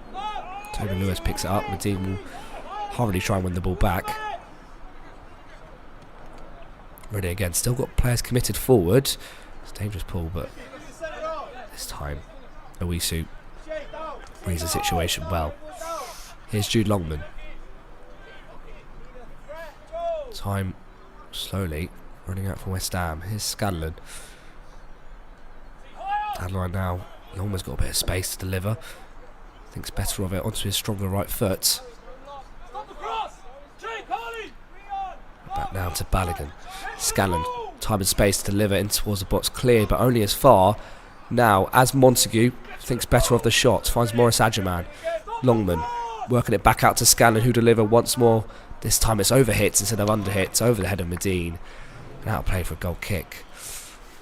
The tactics clear, trying to get it towards Scanlon with the delivery he possesses. It's not the worst idea, but not quite been on the money this afternoon so far for Joe Scanlon after an impressive first half. Hasn't been able to pick out a teammate in the middle in the second period. Yensu goes long once more. Another thing for Omoreggi to chase and create a nuisance of himself. This time Montague has to deal with it. He's fouled. Much to the dismay of Billy Doy. There's a lot of space for him to potentially try and ask a question of West Ham defence, but Larry Omoreggi has been an absolute handful now for Rion Smith and Montague to deal with.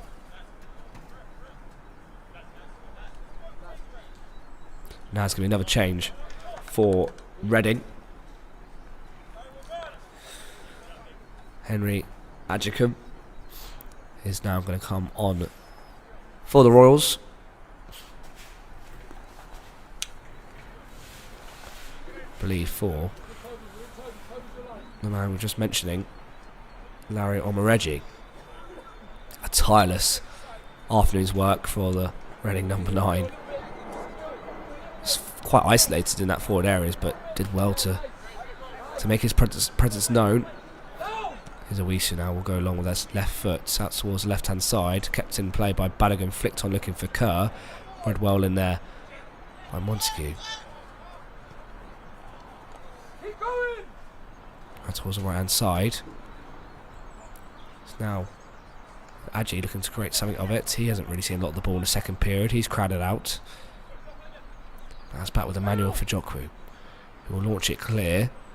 Kerr gets touched to it. It's dropped to the feet of Omatoye. Shrugs off the attention of the midfielder well. Still has it, Omatoye. He's done really well. Now out wide to Montague once more. Clip a ball in behind. Looking for the run of Morris Adjaman, who has been pushed further forward, but he can't make anything of that pass. Lewis out wide now to Adji. Reading looking for a third. And it's Balogun's gone down that far side. Reading will continue. Balogun's actually playing everyone on the side as well. I think he's injured the young forward. Reading will continue though. With Balogun still down. St. Louis. Chance to deliver from the right hand side towards the back stick. Cliff was there. He couldn't quite reach it. Balogun will now finally be able to receive some medical attention. He went down and again inadvertently was playing everyone on the side as well on that far side, but I think it might just be a bit of cramp actually. He's now to his feet. Morris Adjaman, his captain, helping him off, just maybe touching his hamstring. Balogun. And is now off the pitch. I think we're going to see another substitution. With Balogun not really looking like he'll be able to continue. We will see another substitution for West Ham. Matthias Ojo. Sorry, beg your pardon. Thomas Yonda, in fact, will be coming on for West Ham. The number 12 for West Ham, not the number 12 for Reading, of course. So yeah, Thomas Yonda on the pitch. West Ham make their fourth change of the afternoon. With only a goalkeeper left, that's sort of the final roll of the dice. Luke Smith. It's one in there by Cliff. Only out playing for a West Ham throw-in. Taken quickly. Missed in there by Scanlon, who's all the way over from left back, playing in midfield now. Just a ploy to try and get left back on the ball more. Longman can't reach the ball on a slide. St. Louis now. Teasing past Omatoye. Trying to get past Longman. Gets past Omatoye once more. It's blocked. Looking to claim authority over the loose ball. Ken still has it, St. Louis. Now will deliver. It's missed. It's sort of backs it to Cliff. And it's second by the cherry. He's hacked at it. Fortunately for West Ham, couldn't get anything on it.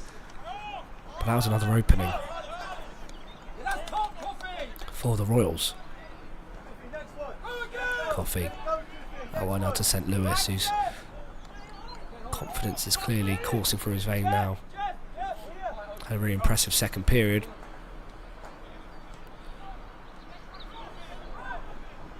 West Ham just need to get control back of this game. Such a positive opening 40 minutes since conceding to that bicycle kick from Jubilee and Tedger. It's been downhill from there. Montague gets a touch onto it. It's kept in play by Cliff. Looking to force the issue. Cliff to the byline. Tries to cut it back. Cleared. It's actually hit the referee. Of course, James Black will then have to stop play. It's cleared by Smith. Straight into the official. In fact, actually, it's been given as a goal kick. Longer by Wisa. Raking pass. Missed by Scanlon. Read well in there by the goal scorer once more for Reading. Neptune has been everywhere and he's actually caught late after getting there first. Another stoppage, another chance for Reading to take a breath, keep the ball, and again another frustrating halt to their progress for West Ham as they look to try and equalise. Cliff. Omatoye gets his foot in. Reading throw in. Entering the final 10 minutes now. Still West Ham 1, Reading 2. Down line looking for the run of Billy Doy, but that delivery certainly won't trouble Lunray Awisu. Straight out play there. It's a difficult ball to execute over his head. Got it all wrong. Back on the way now with Emmanuel Fajokwu. This time it's Billy Doy once more, all the way over from that left side. Try and win the ball back. Fajokwu showing great strength. I think he thought it was going to be a free kick awarded there. It wasn't. It's now back with one of the substitutes, Thomas Yonda. Now Montague can go long. Kerr looking to make something of it. Can't. Reading win the ball back again. That's sort of been the story of the second half. Scanlon now. Morris Adjaman giving away a free kick on his opposing captain, Harley Irish. Just caught the Reading skipper slightly late there. Another chance for Reading just to keep the ball. Irish look to be gearing up to switch it to his right hand side. It just goes short instead. Back to Neptune. Omatoye looking to win the ball back. How is Medine, who's hardly touched the ball in the last 10 or so minutes. He was trying to press the goalkeeper. Actually has forced him into a bit of an error there as he kicked it out of play for a West Ham throw-in.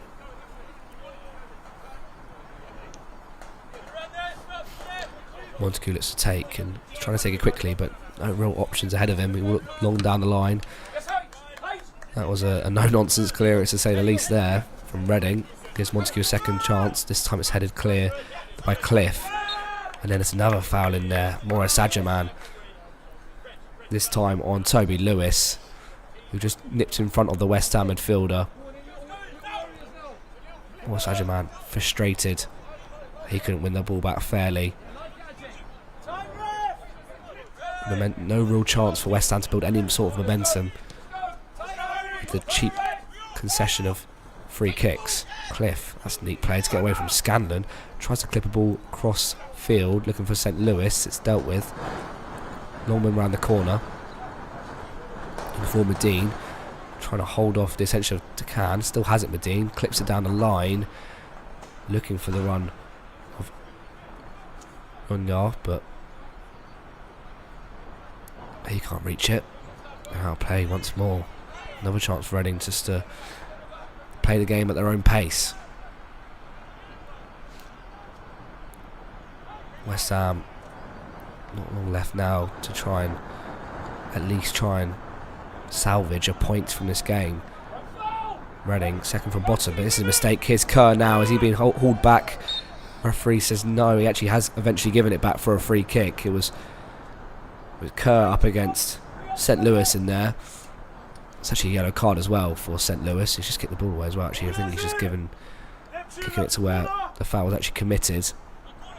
Lapse in concentration from St. Louis allowed Kerr, who was alive to the situation, to break towards the byline. Just felt a hand in the back, Kerr, and that ultimately made him lose possession. But fortunately for him, a free kick was awarded, and this is a massive chance now for West Ham, who really haven't had that many chances in the second period, to try and trouble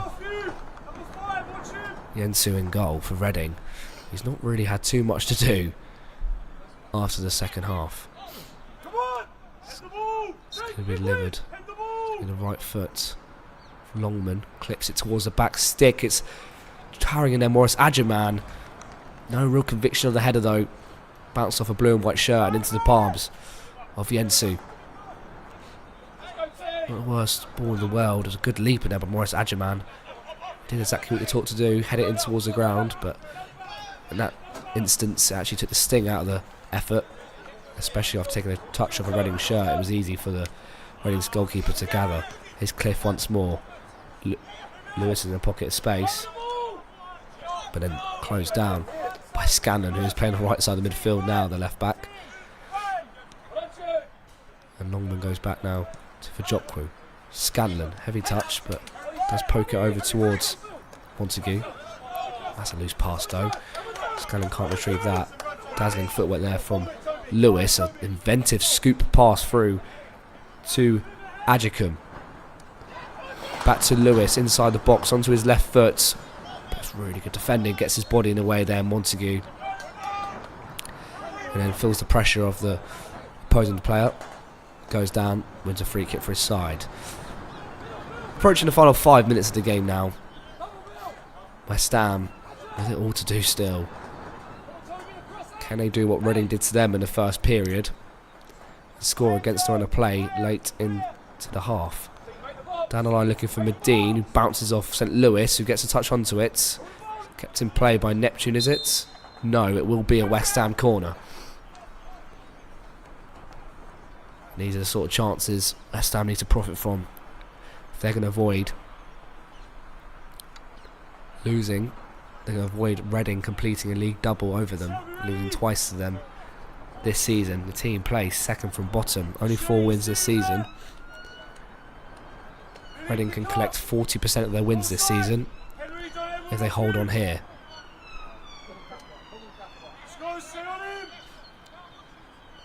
40% of the wins, of course, against West Ham. Delivered by Longman from the right side. It's clipped in towards the back stick. It's bouncing around in there. It was Scanlon who won his header. Cleared hurriedly by Reading. As Longman looks to start again. Heavy touch. It sits up for him to spray out wide.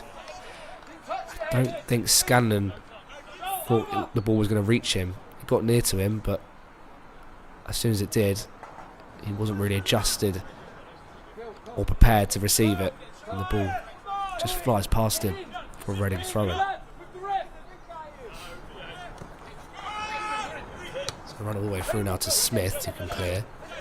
Helped on by Scanlon. Decan getting a touch in there, forcing Neptune backwards. Kerr pressing, as is Omatoye. Won it back for his side. Kerr, has he stayed inside? He has. Scanlon creating the option, flicked around the corner for Scanlon. Back to Kerr. Cross it in left foot. It's a low cross, dealt with. Cleared again. Not been able to pick out a claret shirt. And Fajokwi's gone all the way back to his goalkeeper, Lanre Owisu. But West Ham really committing bodies now as we approach the final few minutes of this game. Back out wide now. Back to Fajokwi. Scanlon. Given license to throw. That's a really clever pass looking for Medine. Read well in there by Reading again. West Ham doing all they can to try and earn a point here. Down line again towards Medine. And he is offside. And that has sort of summed up the second half for West Ham. Not really been able to get going in the second period, despite enjoying a really fruitful first half.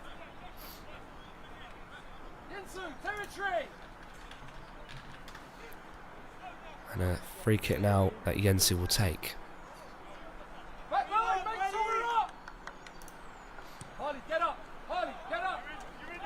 It's launched long over the top. It's bouncing ball again once more. Weisu's come a long way and does eventually receive it. But defenders were worried there. They were hoping the goalkeeper was going to help them out. Now it's down the line. Looking for Medine. Has he stayed onside this time? He has. Chance to deliver from deep clip towards the back stick. But once more, no one in claret can reach it. Omatoye was the deepest player at that back post. Well over his head. Medine just hasn't been able to have that finishing touch, that end product in the second half that he did in the first. Of course, it feels a long time ago now, but it was his cross in that was blocked and eventually headed in by Martin Pachev. That gave West Ham an early lead.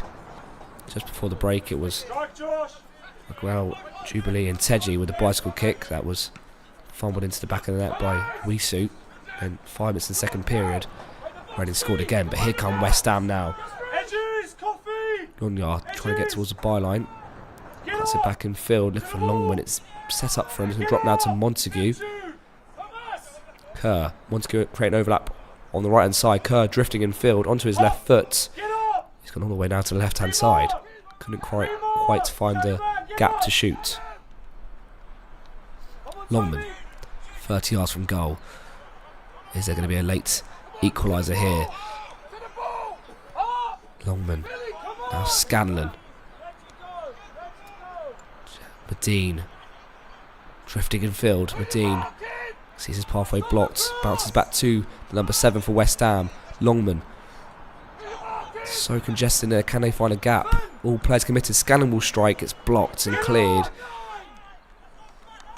It really is last chance saloon now for West Ham. It's desperate defending in there from Reading as we tick over the 90th minute mark.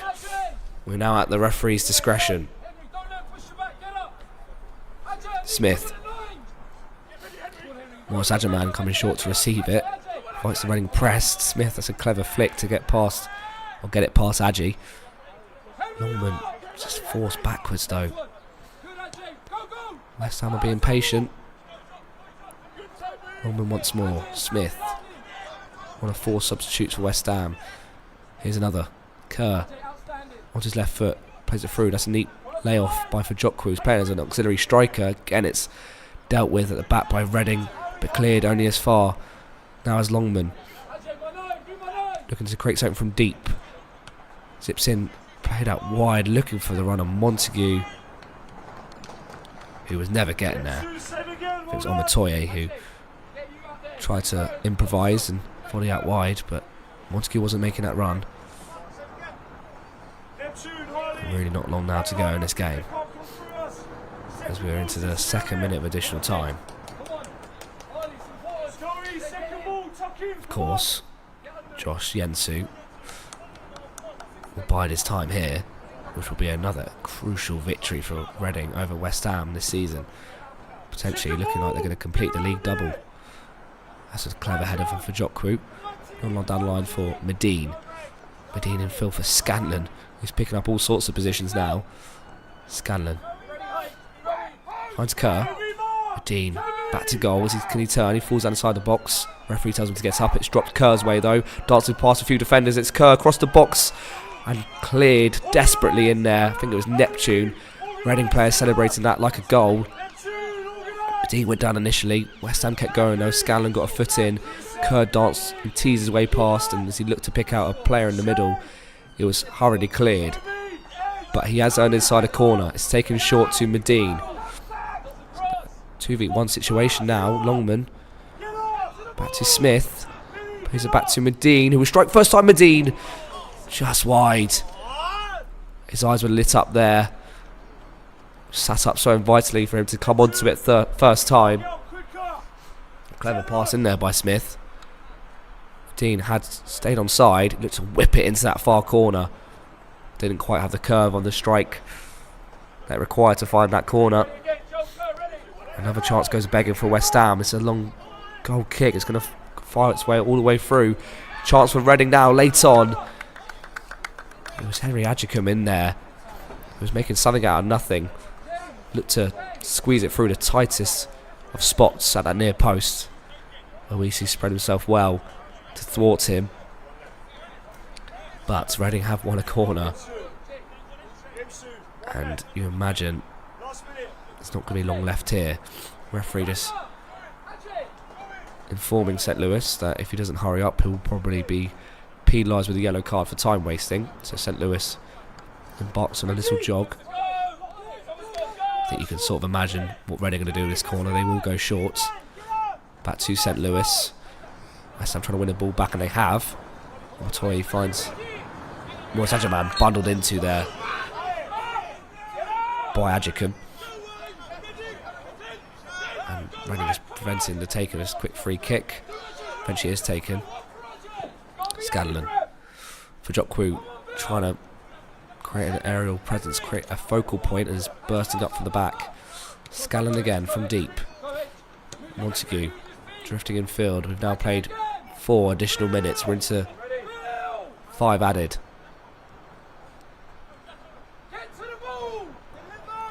Back to Scanlon. Gets past his man. Scanlon finds Montague. Looks to his right hand side. To Omatoye. A few step overs. Trying to get past Cliff. He does. Can he keep it in play? He can't. And that might be the final action of the game. And Cliff, and that is the final action of the game. In fact, that is full time here at Little Heath. The referee has blown his full time whistle.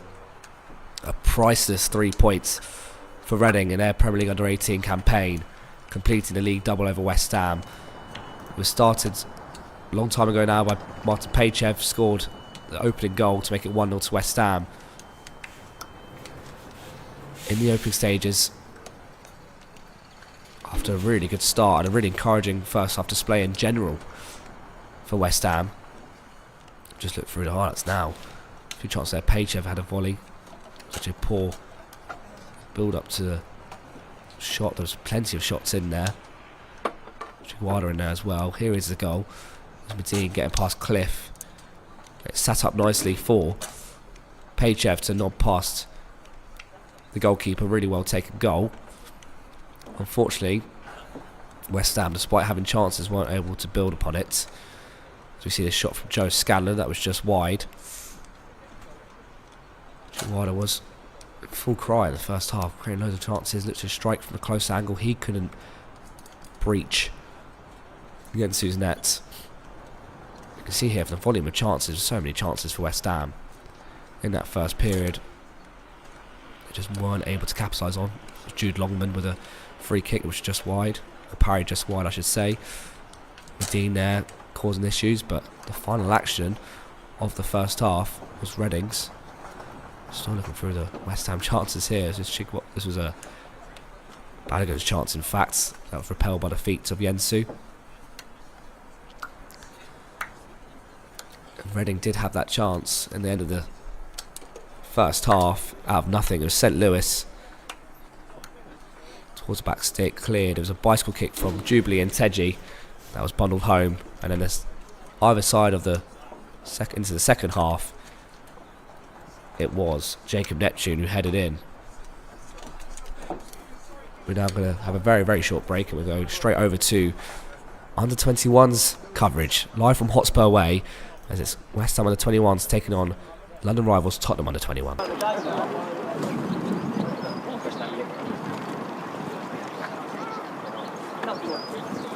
Come on, lads, let's go. Come on, birds.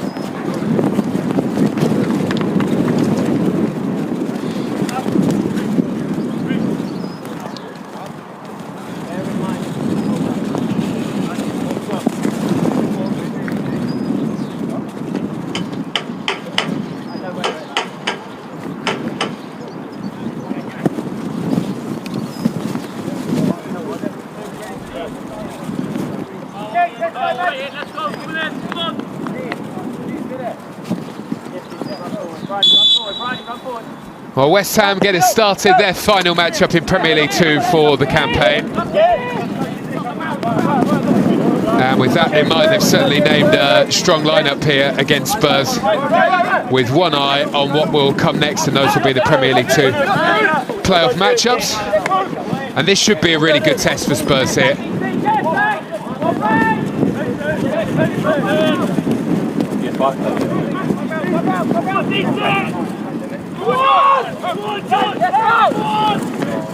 Hardy with a bit of pressure on is able to get the ball away. I would imagine that this will be fairly close to the team that Spurs would play if they were to reach the playoff matches at the end of the season. Maybe a couple of adjustments. Callum Olasesi is perhaps the standout, although he is of course now heavily involved with the first team. But he's a big miss in the Spurs midfield. Mason King tidies things up, sends it back. Bit of work to do for Kerry Blodorn. Manages to get to it, and the bounce on that was pretty big. It will bounce over the hoardings. But it certainly does look as though the wind here could have a bit of an impact. And Spurs have that wind behind them for the first half, so that is something they will be looking to take advantage of.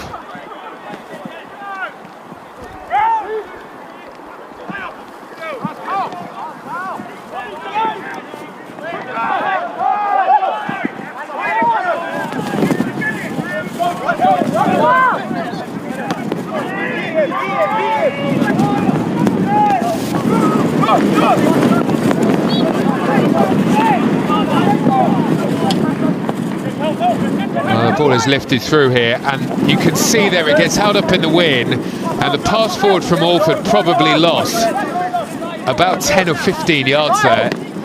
It is that blustery here at Hotspur Way.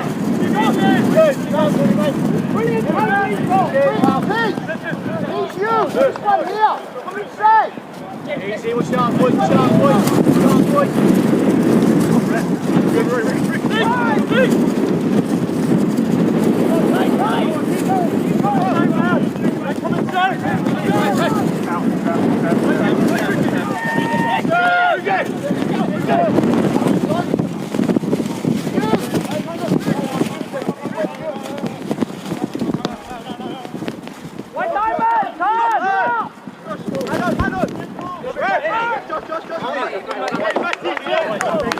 Matthew Craig putting the pressure on.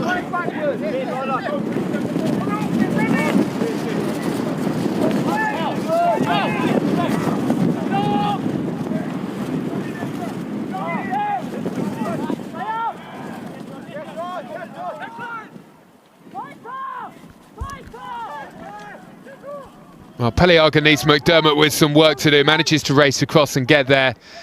And gets there so that he can move the ball along towards Mason King.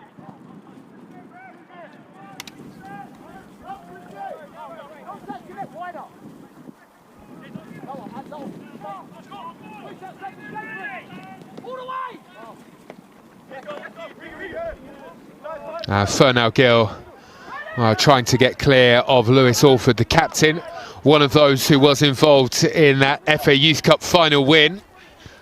2 years ago, I think it was, the West Ham went on to lift that trophy. And I think there was a feeling that the number 8, the captain Alford, would go on to bigger things, lots of comparisons, and naturally it will happen, but he was compared often to Declan Rice, but you can see the way that even he holds his body. You can understand why those comparisons were made, but he went out on loan to Stevenage earlier on in the campaign in League One, and that didn't really work out for him. But, well, so often a player can go out and have a failed loan, and that does them the world of good. Fernal Gill trying to break forward, and he is fouled by another interesting player for West Ham. Daniel Cummings was signed in the summer from Celtic, having scored so many goals in academy football. I think it was 38 in 58 appearances for the Celtic academy, but then picked up an injury, so just starting to find his feet, the West Ham number 9.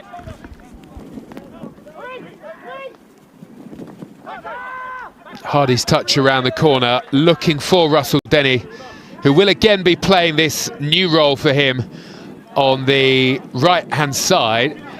Spurs have had to adjust in the middle of the season because of Youssef Akanrich heading out on loan. I don't know that at the time we necessarily thought that that would have the impact that it has, but because he was always so able to drag Spurs up the field with his brilliant runs, definitely has been something the Spurs have had to adjust to. But it has been a fabulous loan for Youssef Akanrich, who's had a number of big moments in League Two, and I'm sure as a result of those performances he'll be heading out and moving on to a higher level in the next campaign.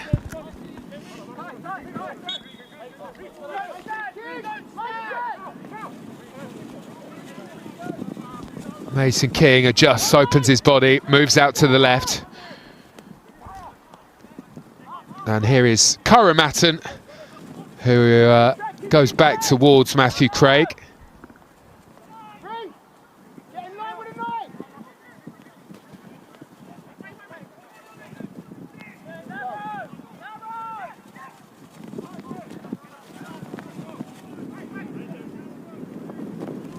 Craig will look to use the room on the right-hand side. Nice touch by Fernal Gill.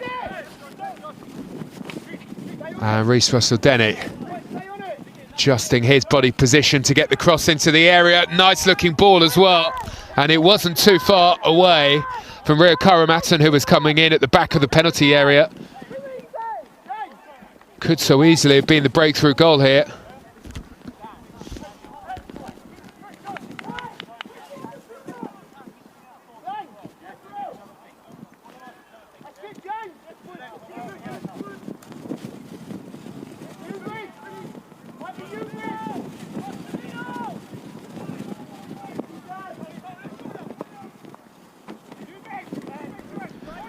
Ball turned away by West Ham. They instantly give it back to Spurs. And Jethro Medine loses it, the fullback for West Ham. Teenan Thompson trying to burst on. Was he pulled back? The referee didn't seem to think so. Thompson appealing towards the referee that there should have been a decision there. And Matthew Craig trying to keep the pressure on.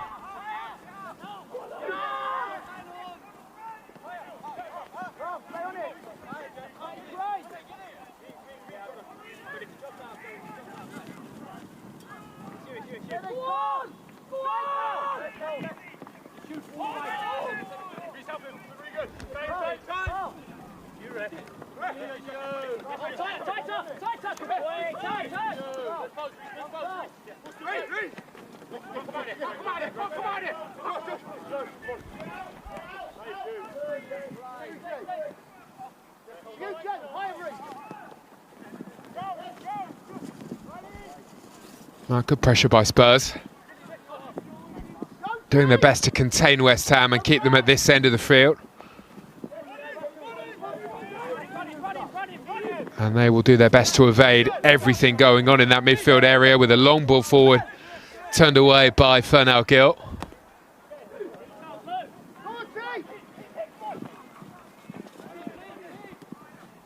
Spurs trying to make their way into the penalty area, but the pass ever so slightly behind the feet of James Wilson.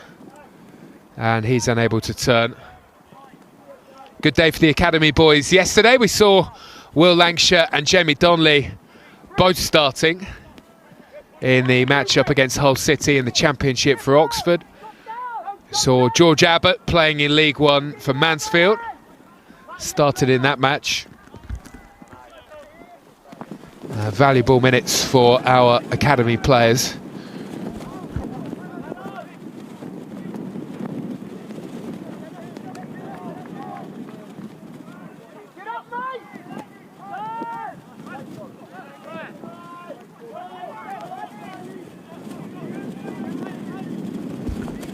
Swept on here for West Ham up into midfield, where they will find Cummings, the number 9, dropping deeper to try to move things around. And Clayton driving on, runs into Luca Fernal Gil. Can't prevent the corner kick. Will be West Ham's first of this game that we've had 10 minutes of so far.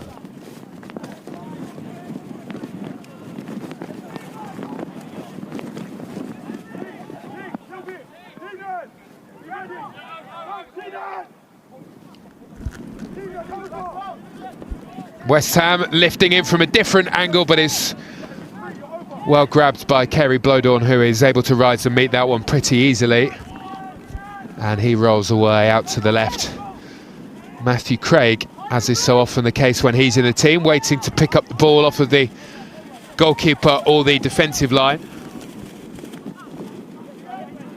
I'm still very surprised that there wasn't a move from a Football League team to bring Matthew Craig in during the January window on loan.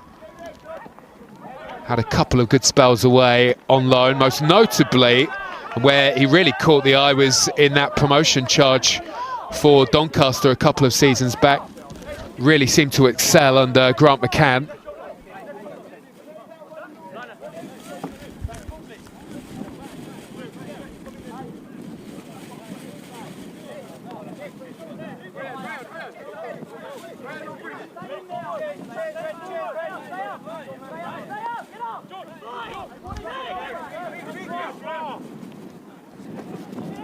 Clayton's long throw will not find a teammate, and the players are still very much adjusting to the wind.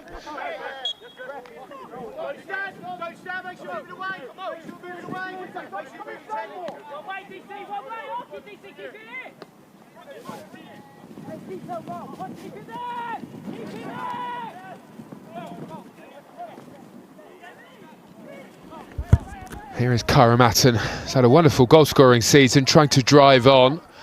And in the absence of Luca Williams-Barnett, wears the 10.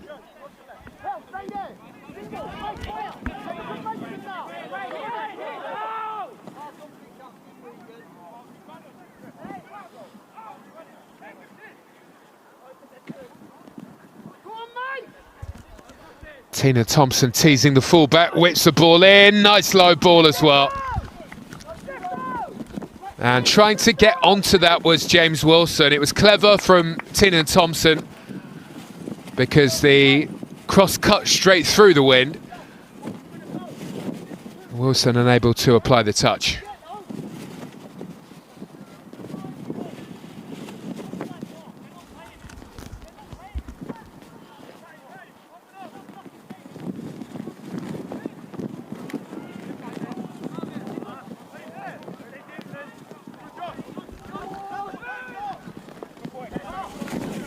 Good challenge by Matthew Craig there to look after the number 10, Ajala. Bit deeper than perhaps we expected. He's often right up alongside the number 9, but he's a bit deeper here. But he's certainly a player that West Ham think very highly of.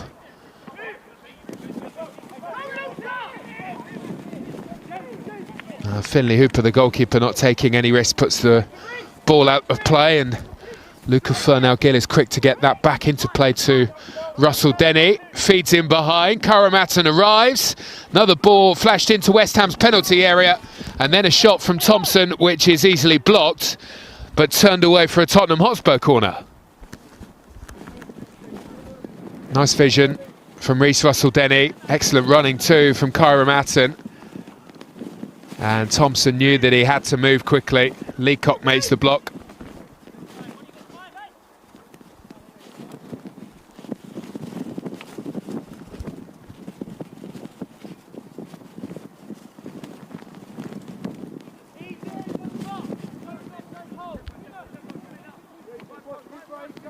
Well, that is a pretty packed 6-yard box. The Spurs players dispersed. Dante Casanova comes short, hooked away again by Leacock, the West Ham centre-back.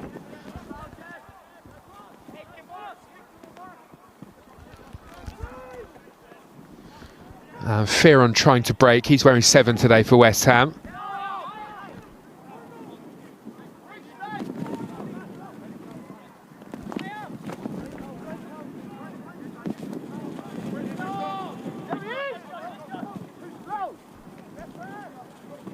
Mason King, lovely ball into the feet of Reece Russell-Denny, drifting into a more central position, which you always feel is his more natural home. Tina Thompson going the other way and trying to go around the outside of the fullback. Another delivery into the area, well dealt with this time by Finley Hooper.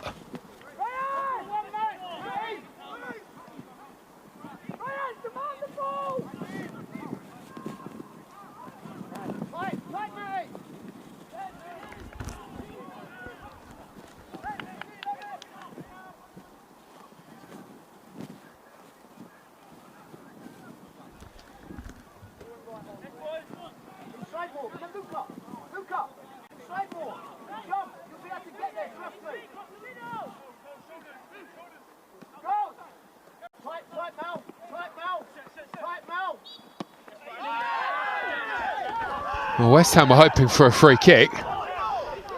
The referee does not pick up on that.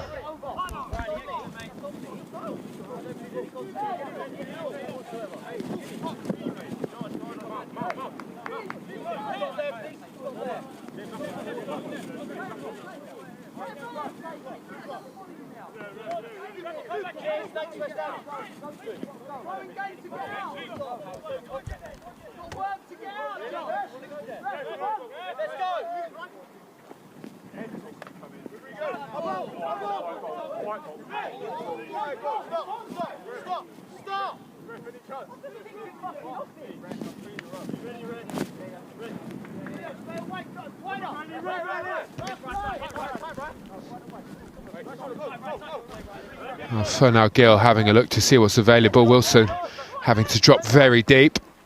And Reece Russell-Denny floating one away, but where Wilson should have been. The only player waiting is Briggs, another who was part of that FA Youth Cup winning team.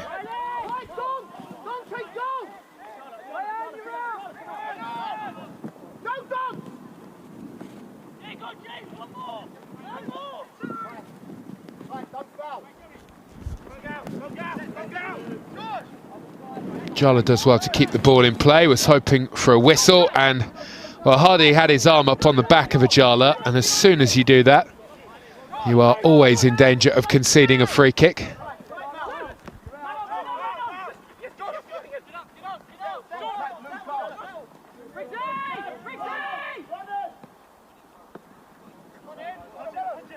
Pressure by Craig, Spurs are in, Wilson is onto it, and it's Tottenham Hotspur who lead. Quick thinking in midfield leads to the chance for James Wilson to score his 3rd goal in 6 academy matches since his recent arrival. And it's a very good start here for Wayne Burnett's group against West Ham. Here comes the pressure after the missed kick. It's Dante Casanova who's onto it, and it's Wilson with a toe poke who puts Spurs ahead.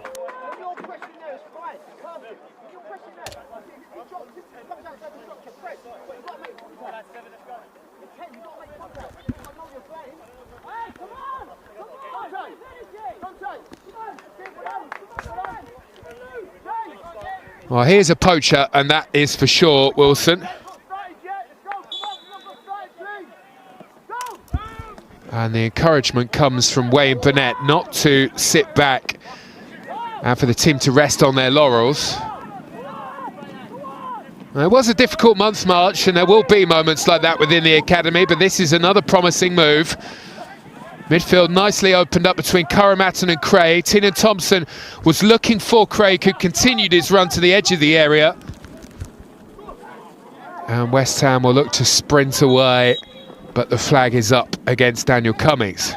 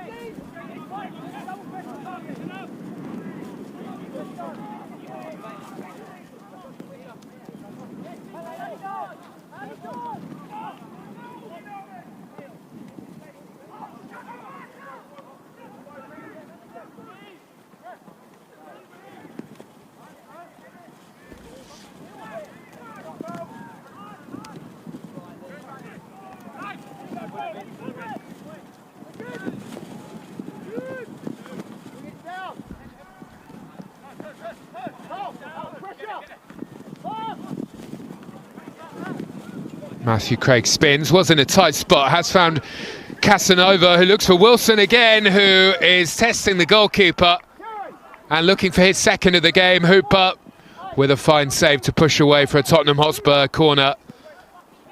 I think that Wilson was expecting the goalkeeper to come off of his line here. Stayed on his spot, pushes away.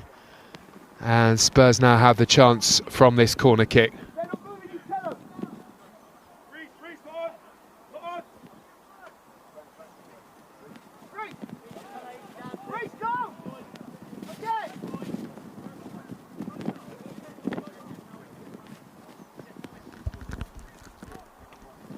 Karamatton with a big delivery. And that is way beyond everybody in the middle and out towards the other side. Big week coming up for the Spurs under-18s. They have an away match this week as they look to keep themselves on top of the under-18 league table.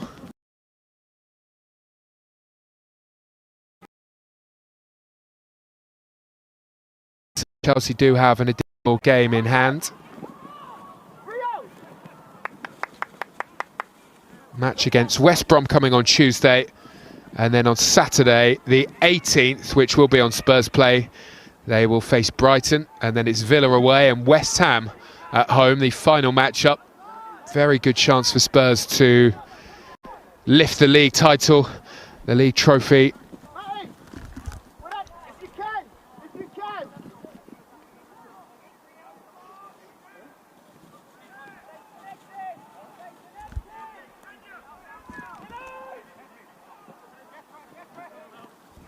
Denise McDermott with a header.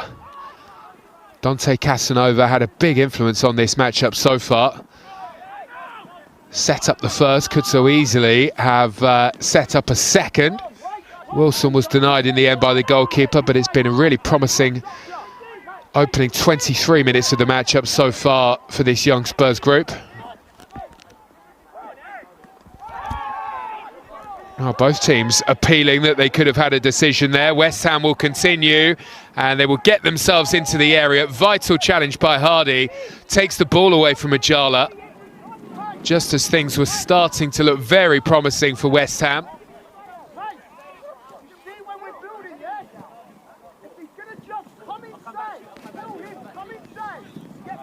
Well, this was the decision that West Ham were not too happy about. He's picked up a yellow as a result. The referee allowed the game to flow, and that was probably a good decision.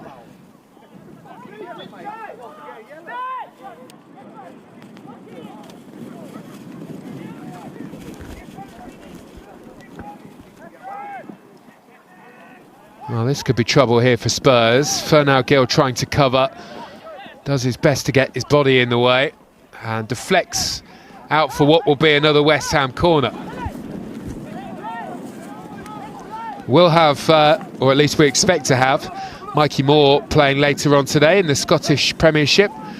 Spurs have a corner to deal with, which, well, they've dealt with really well, and now they've got the opportunity to break, but Thompson is fouled as he tries to progress up towards the halfway line.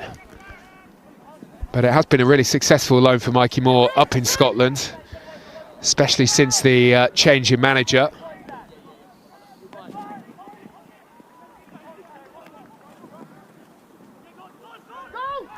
Karamatton spinning, looking to see what's available. Reece Russell-Denny wants it, and eventually will get it. And now we'll drive towards the West Ham penalty area. Reece Russell-Denny looking to release the pass, maybe held on to that for a bit too long. And it's recovered by Mason King.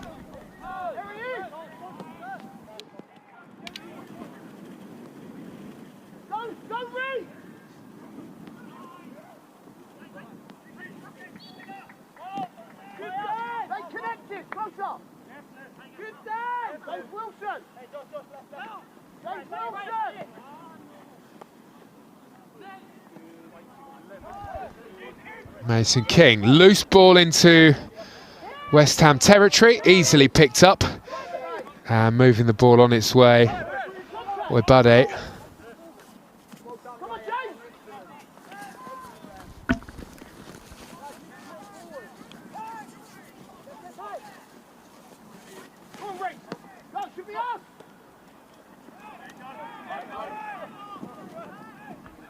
Jala holding things up. Spurs were playing a high line, and West Ham looked to whip the ball over the top. Chasing is Medine, and Medine with a foul on Mason King as he tried to get back. Good recovery by the Spurs defender.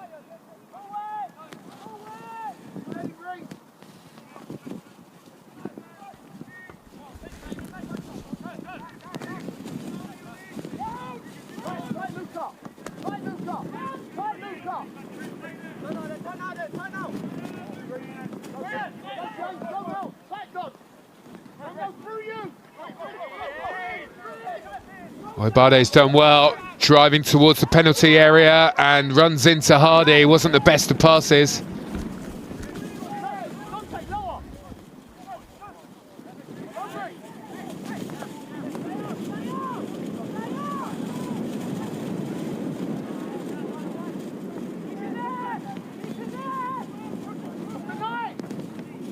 Mason King, risky.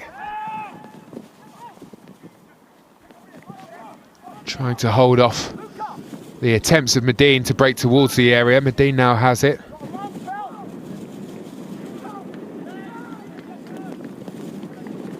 And again, can't find a way beyond Mason King, who really continues to defend very well.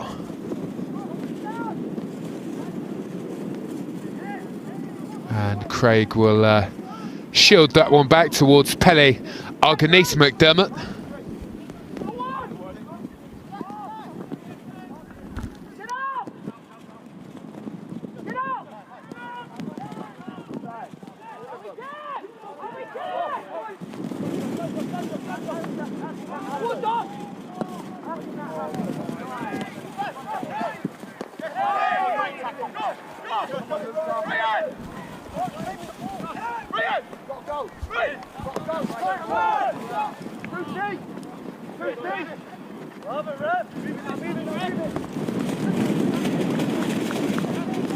West Ham on the attack into the area. Blodon called into action, and he slides to get there.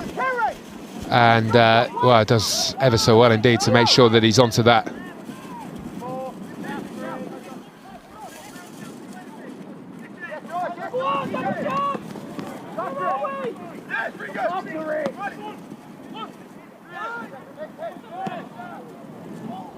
Well, that was a glorious hit.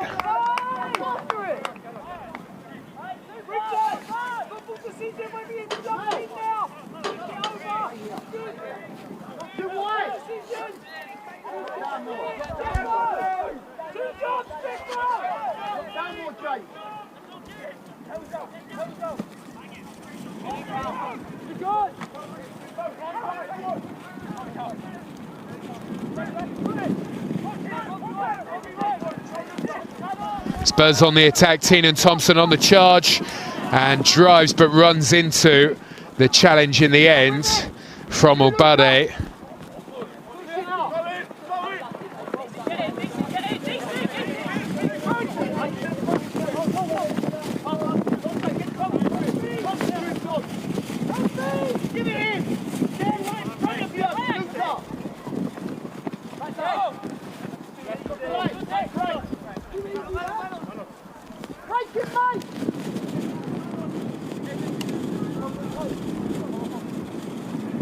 Here is Teenan Thompson. Thompson into Kyra Matten. Unable to bring the ball under control. It was a heavy pass from Teenan Thompson. That was a crunching challenge. Both players don't entirely look comfortable after that.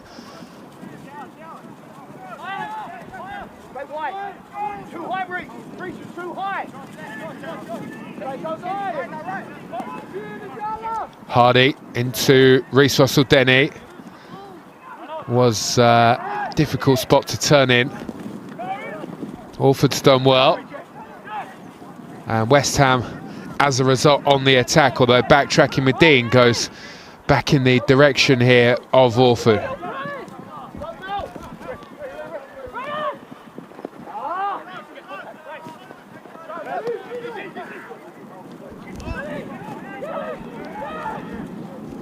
Cummings spreads play. Now Medine into the Spurs area, little step over, big shout for a handball. Referee is looking towards the assistant and it will be a corner that's given.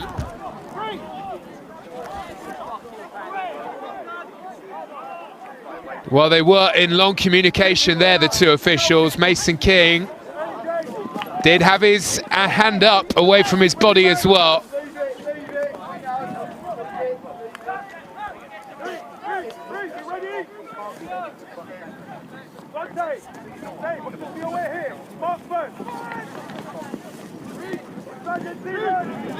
West Ham corner, flicked away by Mason King. And one back by Teenan Thompson, always happy to get involved defensively.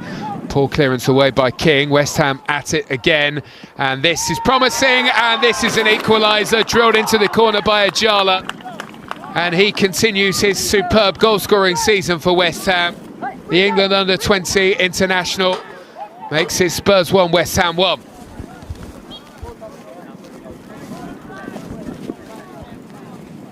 Well, it was a poor clearance that led to the chance.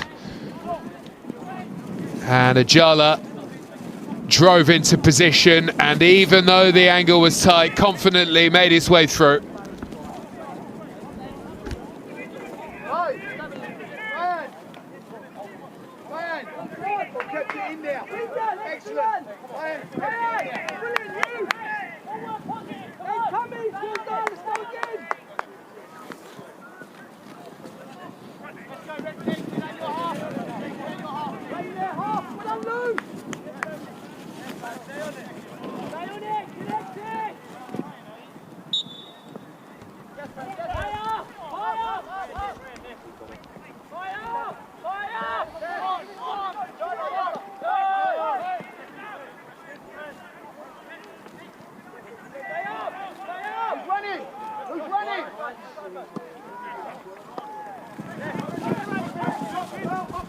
Bit of a chase on. Wilson, the Spurs goal scorer, wanted it. West Ham moved the ball away. Now they have confidence in their step, and Medine is driving again. And in full flow, heads towards the byline, whips one in and smashes it into his own player, Cummings.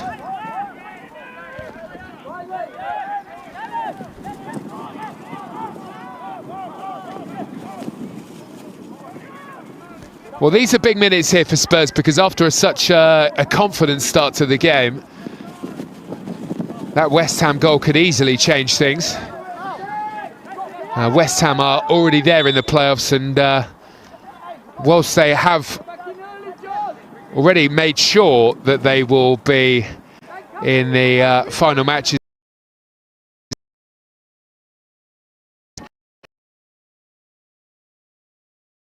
when it does,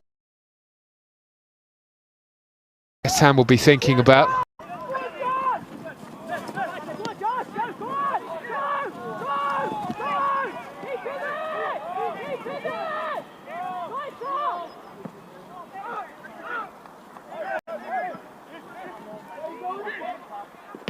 Wilson chase it, sent on its way by Hooper, the goalkeeper, and out for what will be a Spurs throw.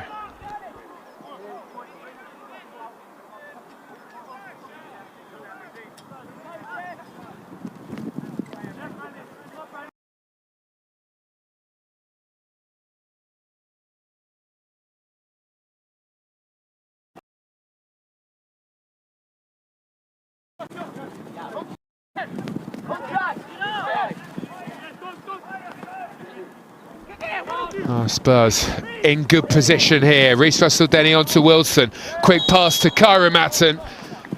And he is in an offside position.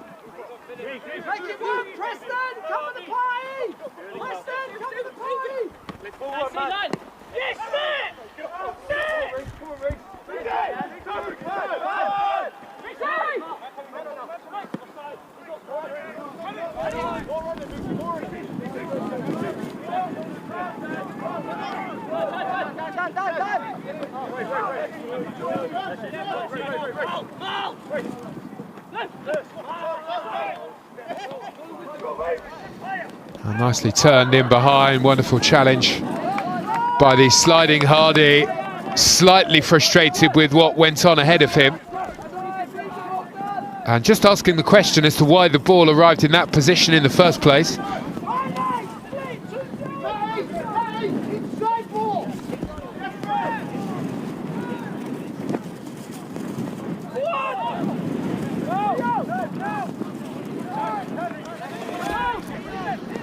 Bit of room for Kyra Matton to get into here. Wanted to go right through the middle where Wilson had made a really good run.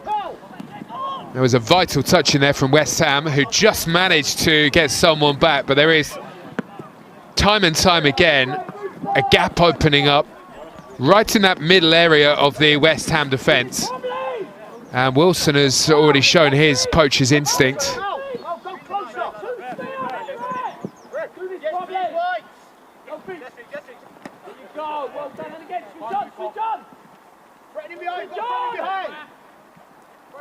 Fernal Gill, lofted ball in the direction of Reece Russell-Denny, but it won't hit the target, not this time.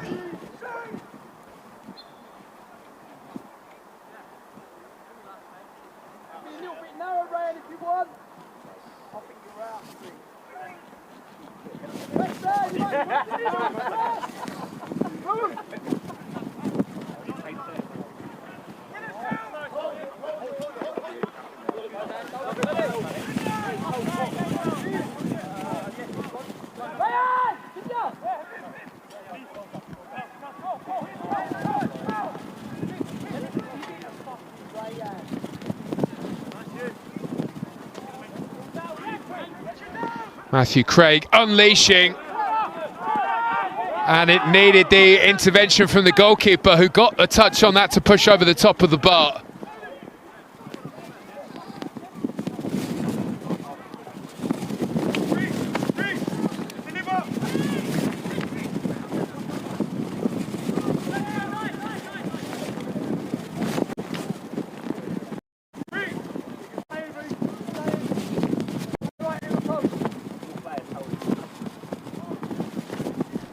Well, the corner floated beyond the goalkeeper. Spurs were trying to use the win there.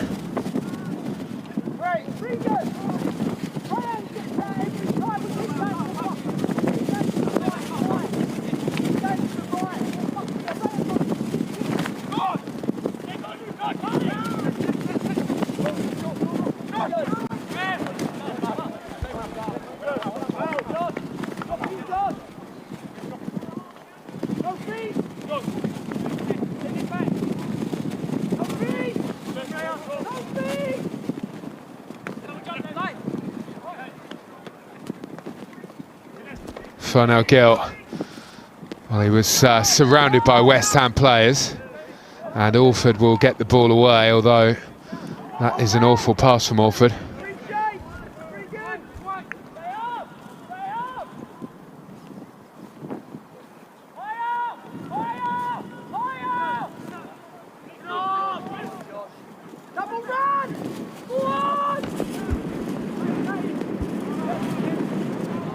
Well, that was risky from Blodon, but it's the way the Spurs want to play. They will always look for that player dropping deeper in the midfield to open up things from the back.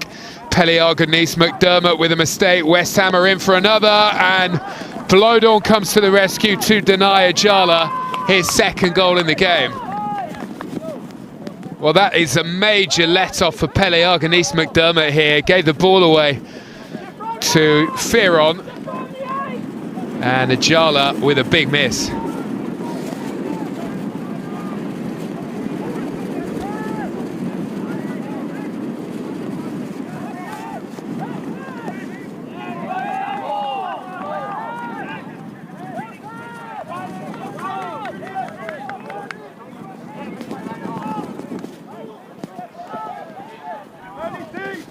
Well, West Ham are back on the pressure before the half-time whistle. 3 minutes to go until we hit the 45. Corner taken short to Ajala. And lifted in and flicked on for West Ham. That's the right idea, though. Shortening the space from the corner towards the goal. Especially when the wind is like this. I just wonder if Spurs will have a few regrets about not making more of having the wind behind them in the first half. Might get lucky, might drop off in the second. Doesn't look to be that way though. Cummings spreading play. Don't think that was the intended pass. It was picked up in the end by Fearon. Eventually does go out towards Medine. Medine's touch. Alford is there.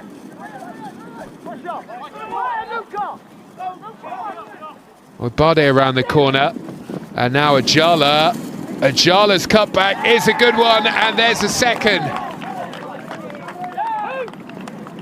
Well, West Ham turned things around here. They were behind after the early goal from James Wilson,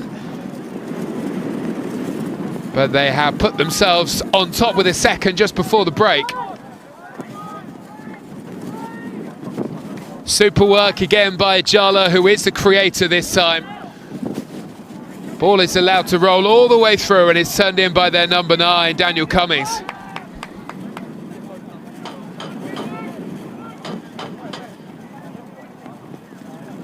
well done!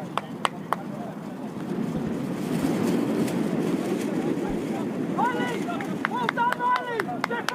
Good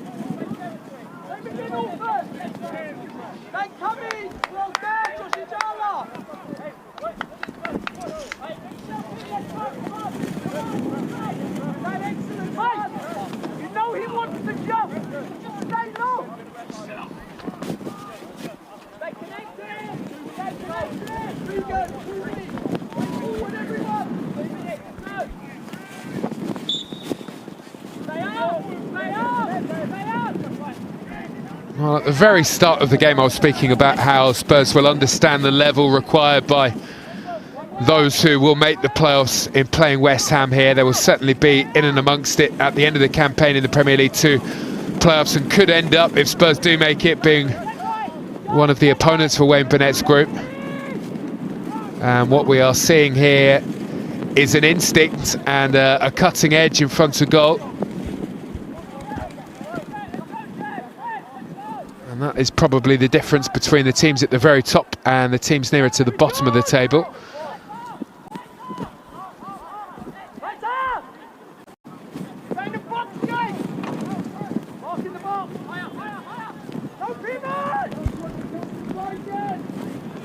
Matthew Craig surging again, trying to get Spurs level.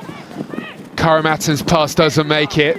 Fernand Gill will pick up, looks to his right. Reece Russell-Denny in position to deliver in. Now Matthew Craig.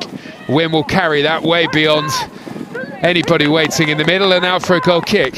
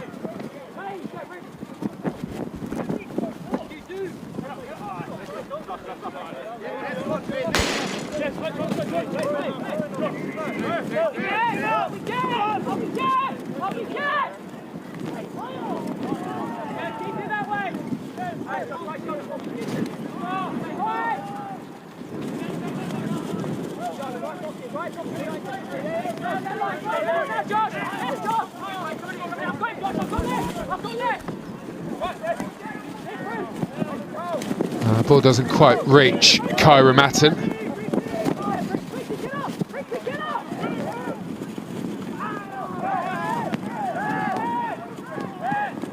Here comes Alford, the captain.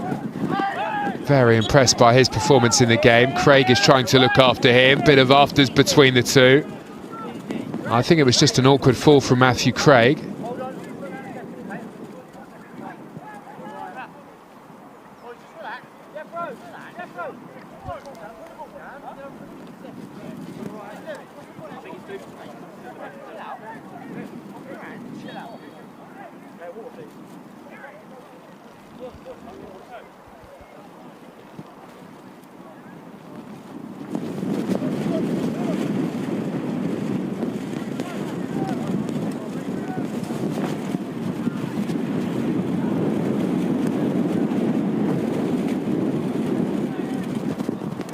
Nice turn from Alford. Matthew Craig quickly onto him. And there was just a grab of the legs that came afterwards.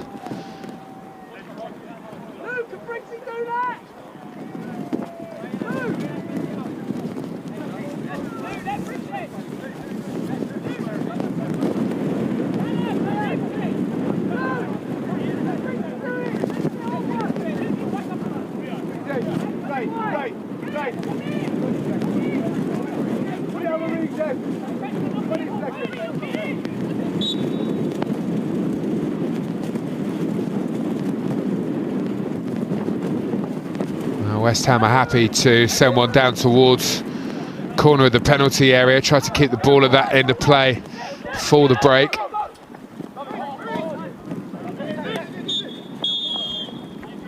Well, West Ham have grabbed a goal at a very crucial time in this matchup, and having been behind, turned things around. Spurs were on top thanks to James Wilson, but it's West Ham who will leave the field at half-time on top. At the break on Spurs play, Spurs 1, West Ham 2.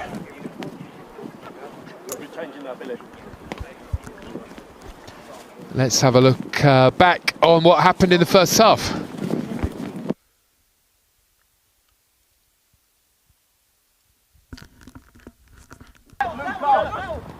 Well, Spurs certainly started the stronger of the two teams, and they got their reward here with a break through the middle from Casanova and a wonderful first-time finish from Wilson, who realised that he was going to have to poke it. Managed to get there first and managed to put Spurs in front in the game with 18 minutes of the game gone. And Spurs could easily have had another. Wilson in a very similar position, slightly further to the right-hand side. This time drew the save from Finlay Hooper, who was able to push clear. West Ham was certainly on the back foot, but things did change. They started to find their rhythm. They had a really good chance here. Orford with a driving effort that really wasn't too far away from creeping into that far corner.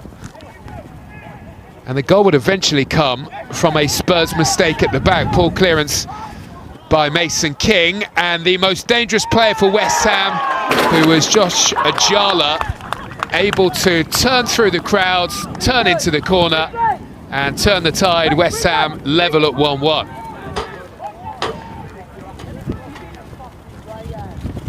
Spurs putting the pressure on. Did carve out another very good opportunity. Matthew Craig with a driving strike pushed over the top of the bar brilliantly in the end by Finlay Hooper, the West Ham keeper. And then West Ham with some pressure before the break, and it would pay.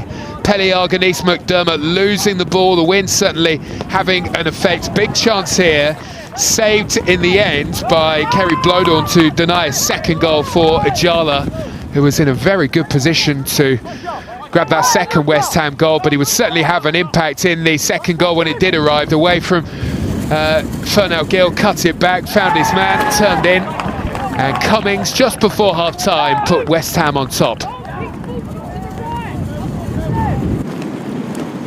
And so at the break, on Spurs play, Spurs 1, West Ham 2. He will replace Josh Ajala, who was largely the most dangerous player for West Ham in the first half.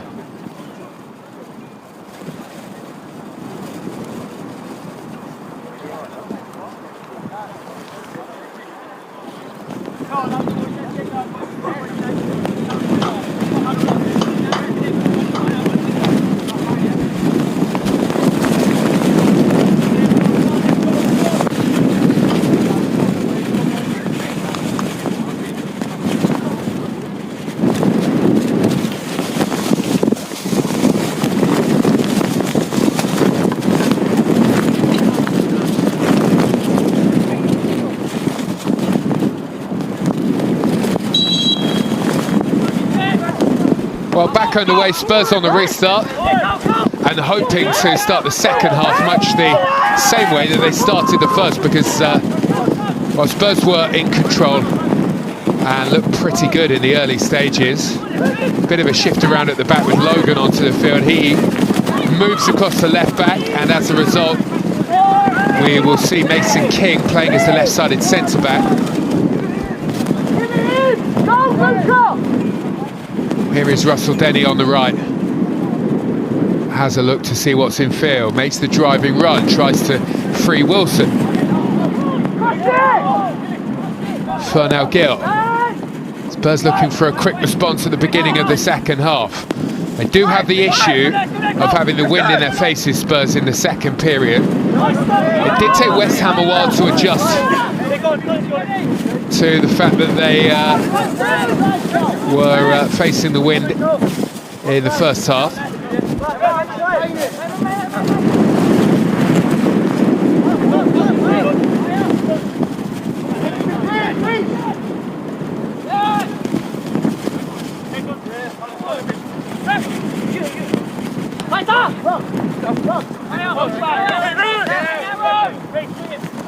Don't pass it, mate! He's not near you!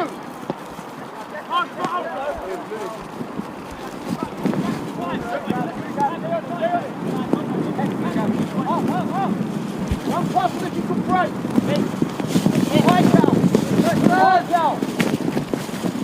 Tiernan Thompson. Oh, he's lost it. We perhaps haven't seen enough of Tiernan Thompson in this game. We know that at his best he can be a test for any fullback at this level.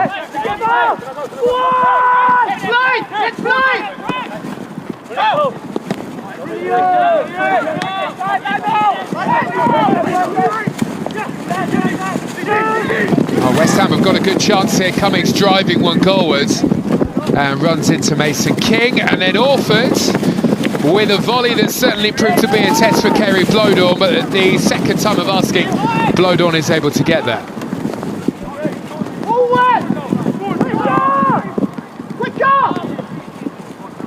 Behind James, come on, Reed! Keep going! Come on, press! Let me give it to him! Now Logan forcefully makes his way forward. Forward!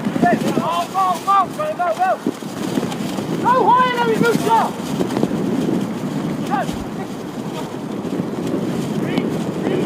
Reece Russell-Denny runs through the gap, has a look to see what's available. Teenan Thompson onto it. Reece Russell-Denny again. Chipped in by Logan. Matthew Craig trying to feed on towards Fernald Gill. Really good start to the second half this for Spurs. Not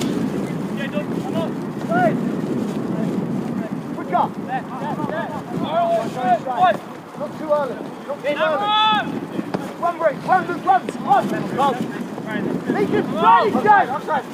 Rio, centrally! Right there!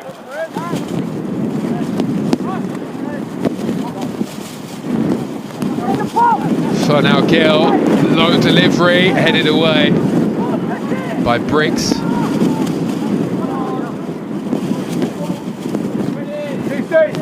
Done! 14!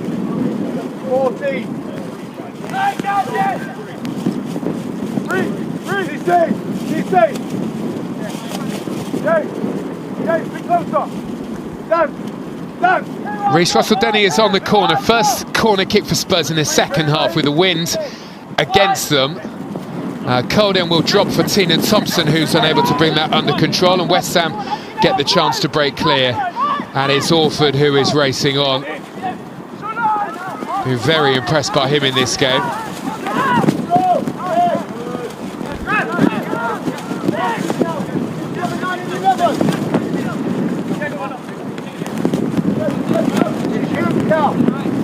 Come on!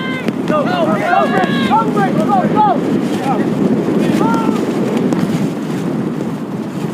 Fight up!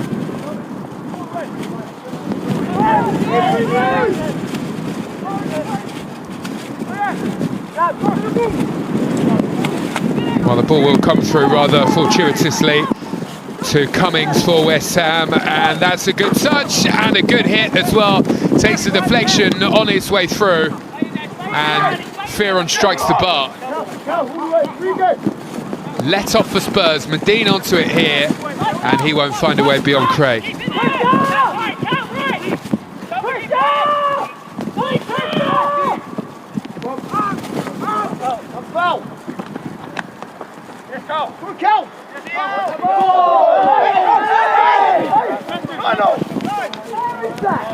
Well, this really was a major chance here for West Ham to grab a third goal in the game. There was a crucial deflection on its way through, and Fearon, as a result, struck the ball onto the bar.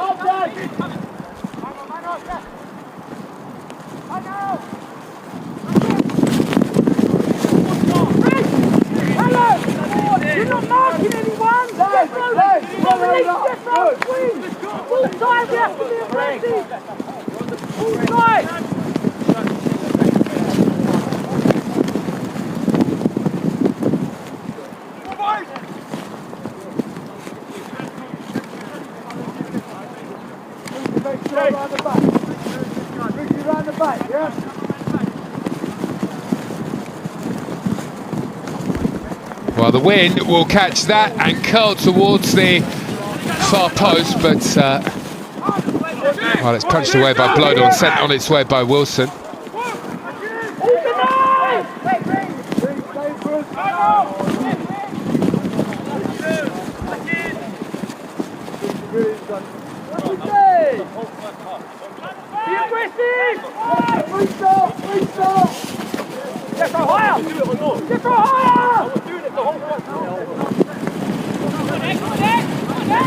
Well, Craig will spin, holds off his man, and now Spurs will try to open up the pitch after a spell of West Ham pressure.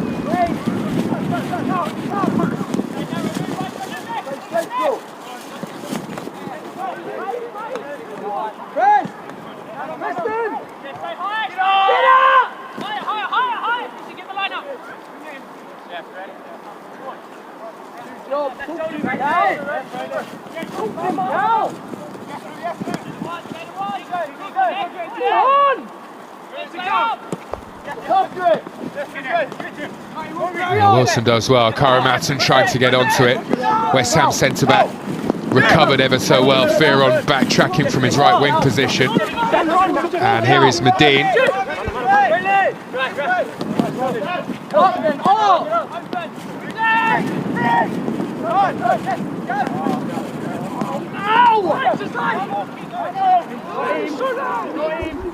Well, West Ham are charging, but Mason King able to get back and recover.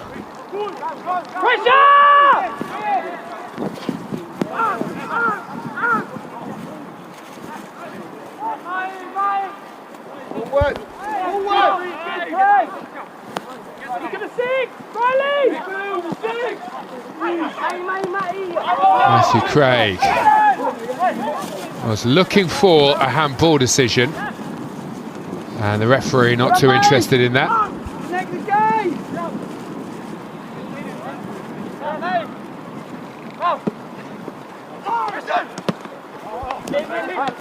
Mason King does well to win it back here. Logan round the corner where Tina Thompson is waiting.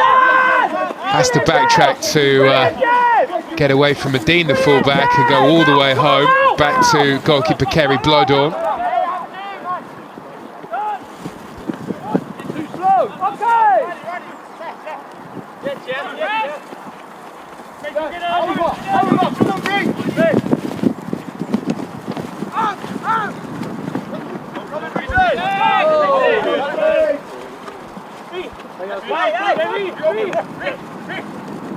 Karamatson happy to get his head down, looks for Wilson, and it's shepherded back to the goalkeeper by Briggs.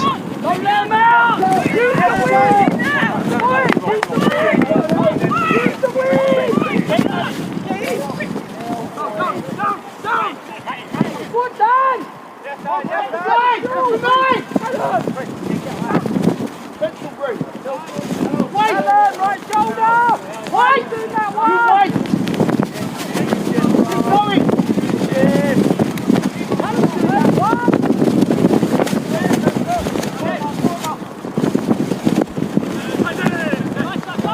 Matthew Craig does well to recover.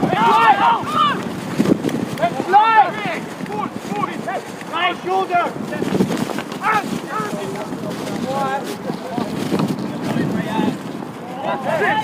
Well done! Half and half, Jeffro. Brilliant, you. Half and half. Rio, come on! Rio. Yeah, you're ready, yeah.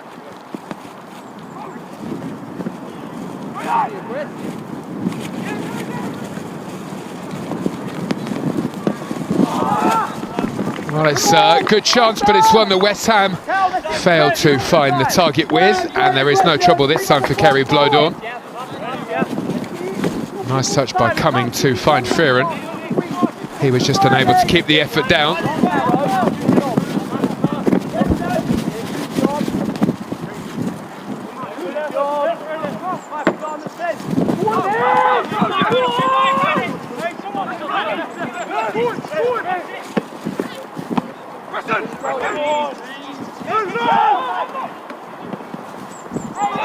Another good chance for West Ham. This one wide of the target from the half-time substitute Khalees. And that is Well, an opportunity that West Ham may well live to regret.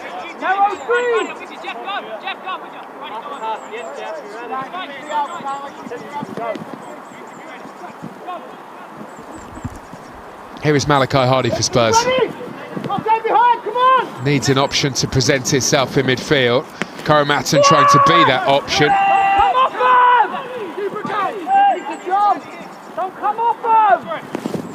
Spurs do look a bit overrun in midfield, but I don't know that there is an option on the bench necessarily make much of a difference in there. The introduction of Elisha Shomi may allow Reece Russell-Denny to move into a more natural position centrally.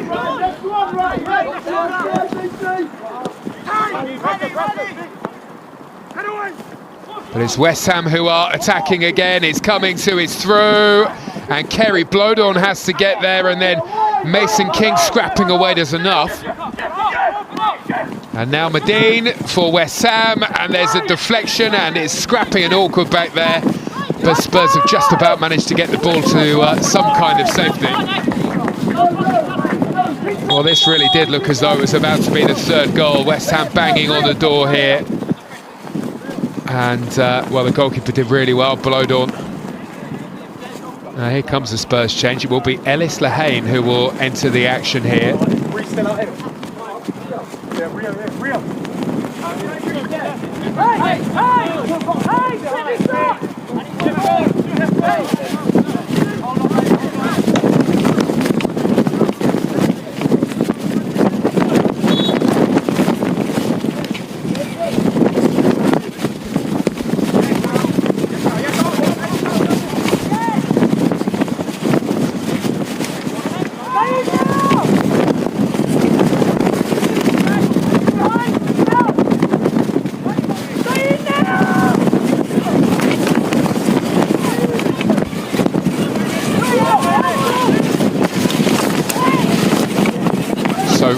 Karamatton moving out to the left-hand side with Tina Thompson being replaced. Bit of work to do here for Kerry Blodorn. Big chance, and it's a big chance spurned by the striker Cummings. Already on the score sheet here, but way off target this time. Well, Spurs make a big mistake at the back. It's the wind again that really is proving to be problematic. Blodorn got the touch on it. And Cummings only able to send that over the top of the bar.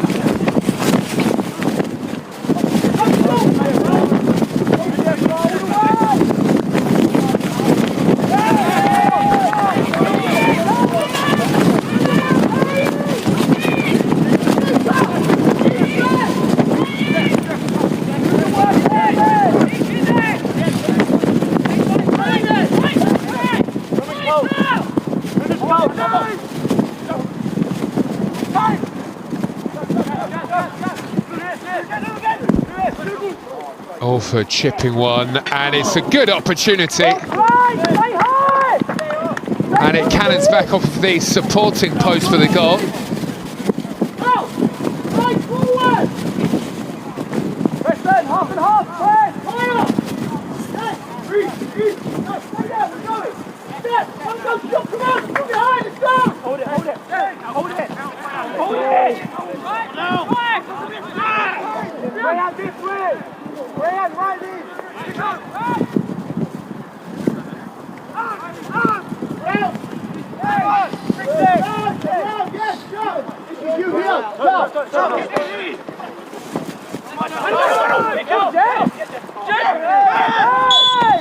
Well, the referee tried to play the advantage. Logan, in the end, is penalised for a foul on Medine.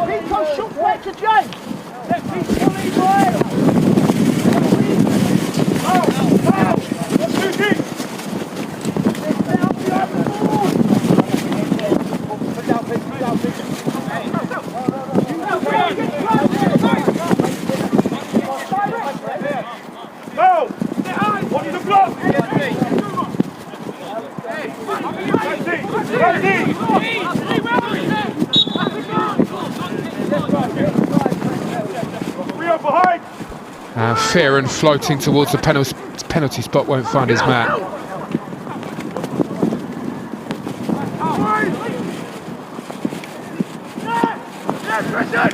Good pressure by West Ham. They've got the ball back and it's clawed away this time. Blowed on there to deny Fearon. Hey, well done! Keep going! Right! Keep going! Come on! Use the wing! Well, West Ham decide to take the corner short. And Khalees goes across to Fearon. Really coming to the game in the second half. Karamatton with a ball that will drop nicely here. Win just about holds up. Lahane the target. Reece Russell-Denny unable to find him.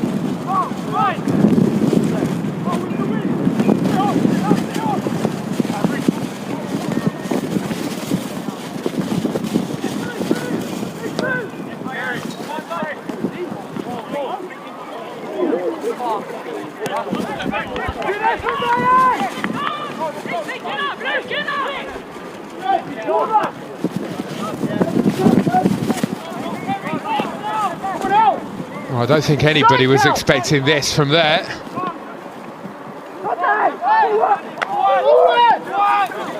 mate! Step, Cal! Yes, press! You press! You press there! If you want again! If you want again! If you want again! Press! Get off! Craig into Lahane. Now, Rio Karamatton cuts it back to Dante Casanova.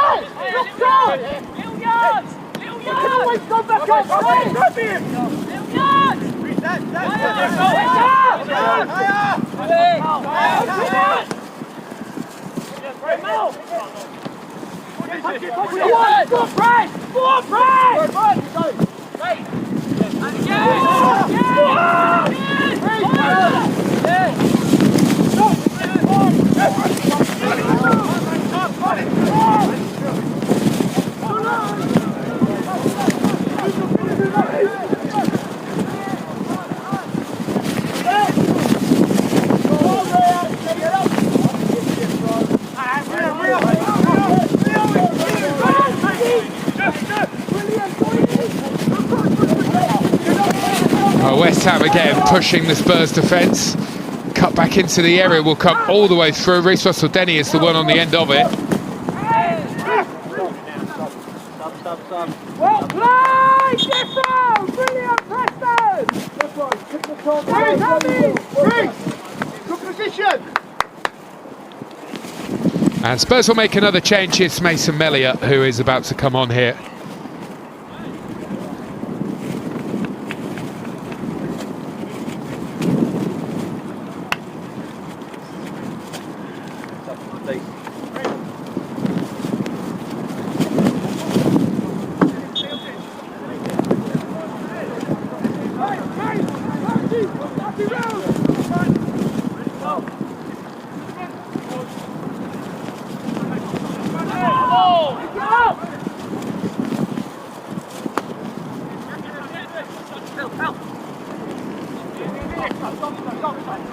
Oh, straight into the action, Mason Melia with a chance.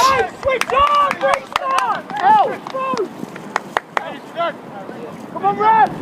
Alice Lahane did ever so well to find him, lifted the ball over the top, and well, it was a good hit. Let's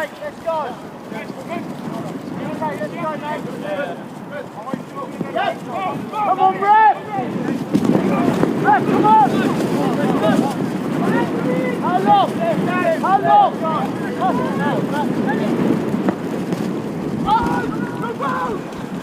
Second! Hardy under the header. Karamatton onto it. Heavy touch though. And Fernell Gill will not get to that one. Well, West Ham have certainly had their chances in this second half. Almost unbelievable to think that they are not leading by more, but Spurs have kept themselves in it.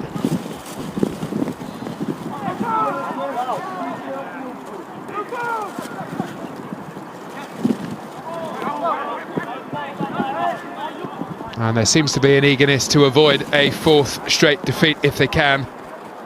Every point so valuable as Spurs start to build towards what will come at the end of the campaign.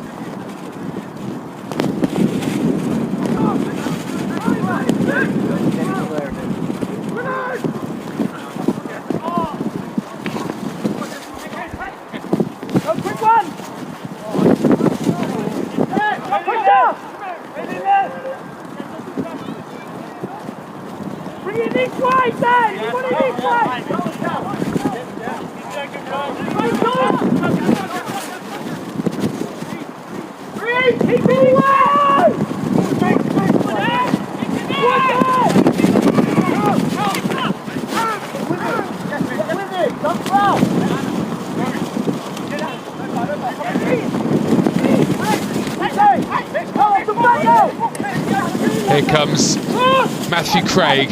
Logan arrives, low delivery, good idea. Lahane can't bring under control. Trying to spin and bring that into a shooting position. Other end of the field, West Ham in an offside position, looked to be quite a way off as well.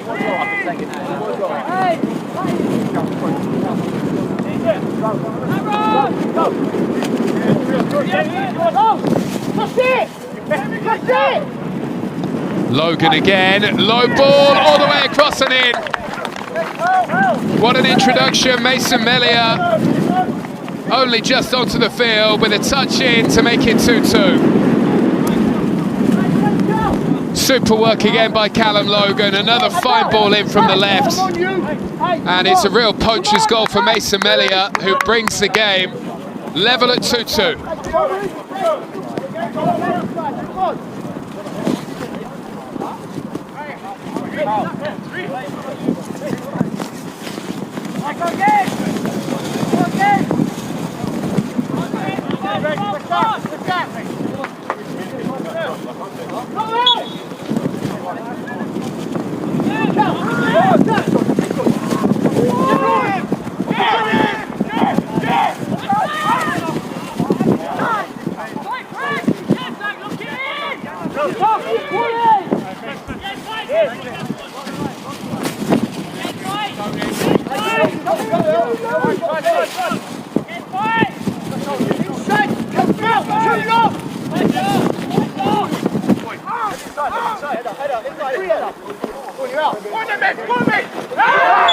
Well, that was a pretty nasty challenge on Melia. Referee will want a word here with Briggs.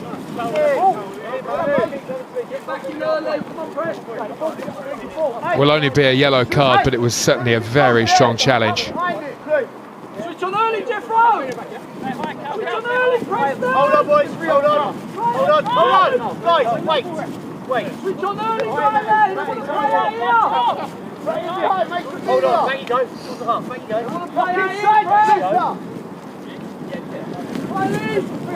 Hold on. Wait!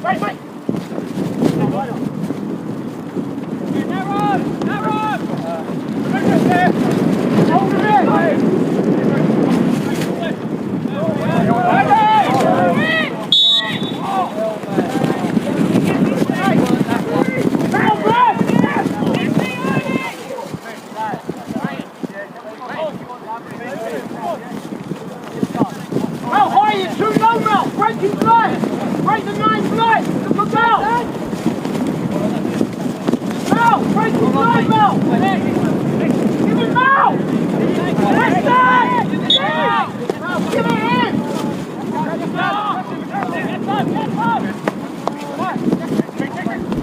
That's a lovely touch by Melia. What an impact he's made since coming onto the field.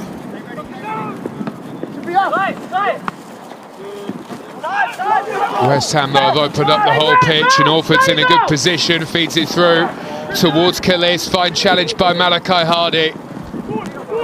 Read that, timed it, and got the ball back for Spurs.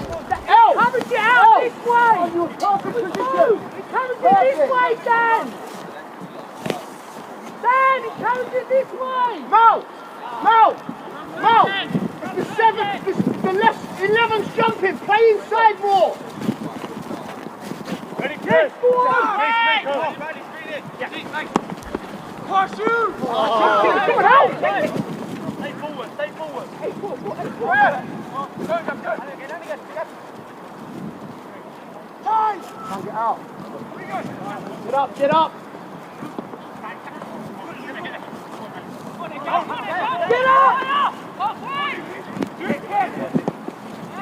Well played, Dan!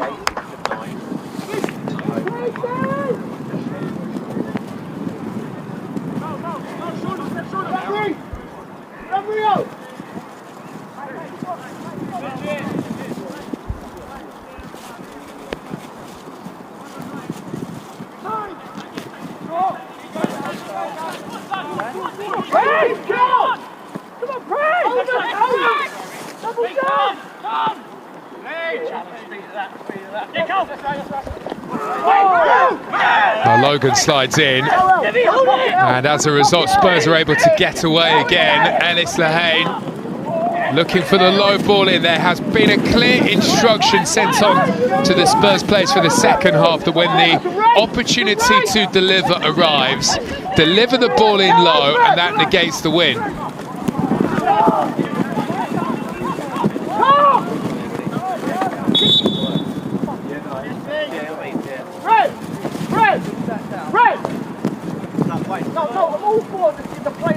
Well, this was a fine breakaway for Spurs. Logan started things.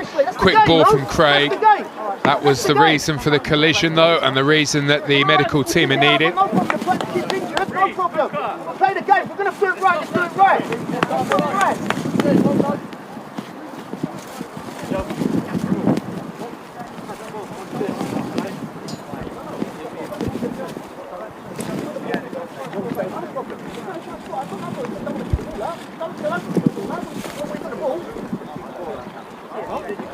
No one said kick the ball up, but he's kicked the ball up. He's told our players to kick the ball up.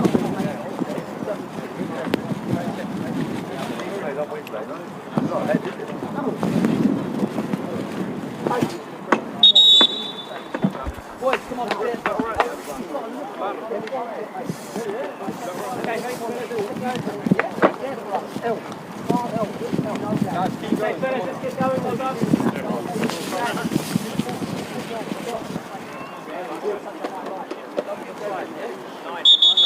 on. Set up early, let's go. Set up early, come on. My apologies. Sorry.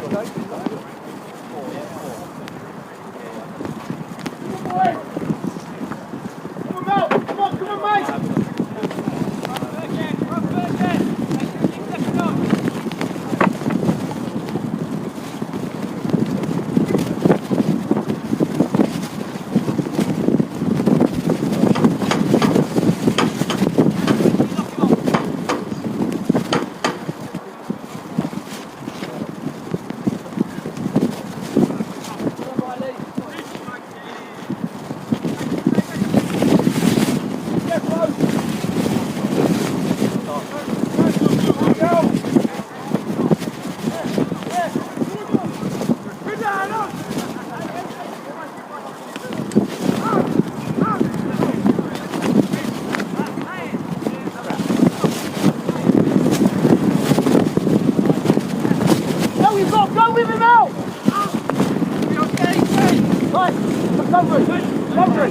Go!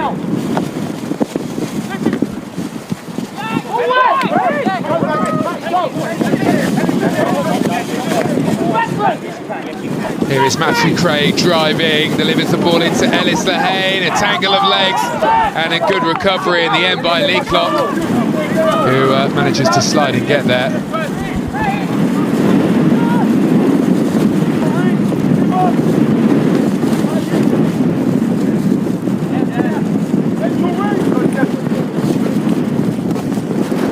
What can Spurs do from this corner kick? It's so difficult to guess what's about to happen. The wind will blow it all the way through, and it will arrive for Reece Russell-Denny. Good burst from him. Reece Russell-Denny into the area, and Spurs lead. Ball cannons in off of the outstretched leg of Malachi Hardy.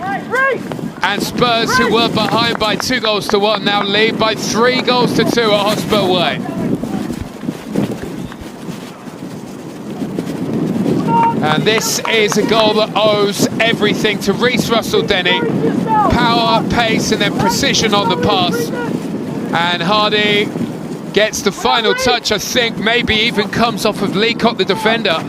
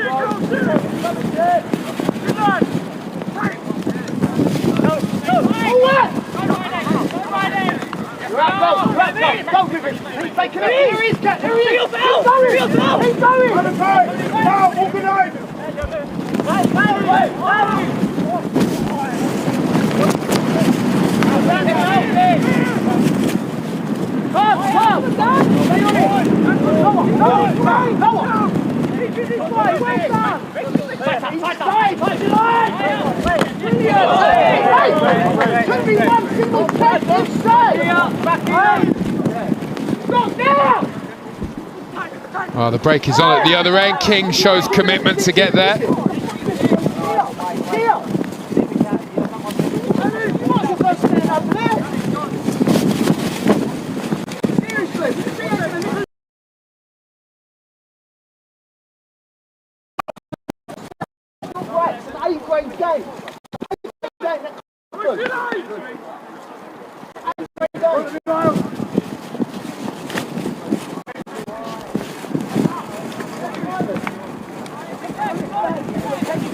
Well, we're into the final 10 minutes, and when it looked as though this game had slipped through the fingers of these Tottenham Hotspur players, what a fight back. Double pivot, play close together. Right. Go, right shoulder here.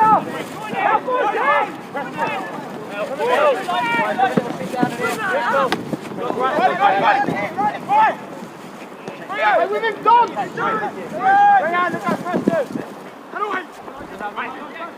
Yeah, right there! Get to the goal! Mark him, Cal! Here is Medine. Medine's delivery turned away.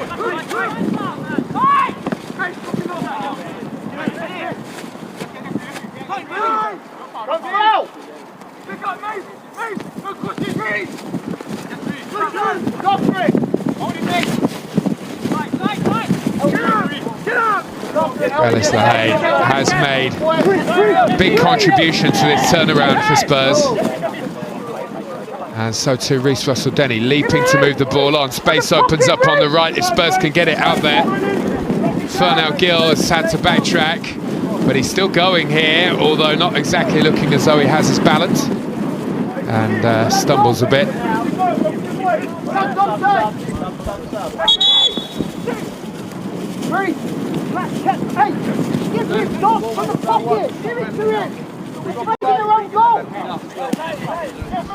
Well, West Ham change, Dyke to be introduced, Medine to make way. Oh, apologies, I don't think it is Medine. There will be Riley Huggan who comes off, and Andre Dyke who comes on.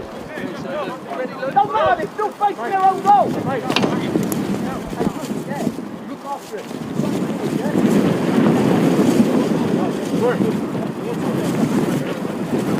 Come on, Don.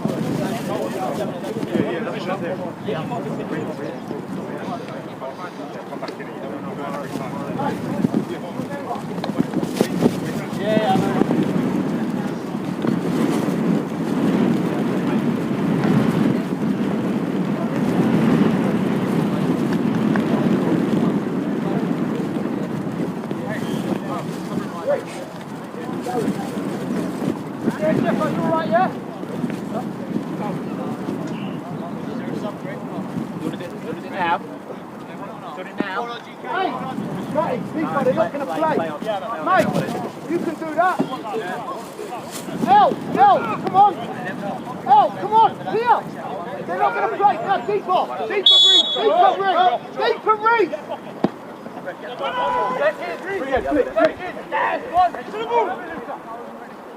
Do you want to do it now?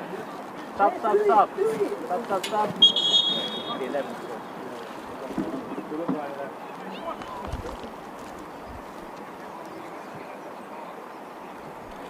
Well, it's another change here for West Ham, and it's Clayton who will leave, and Worcester who will come on.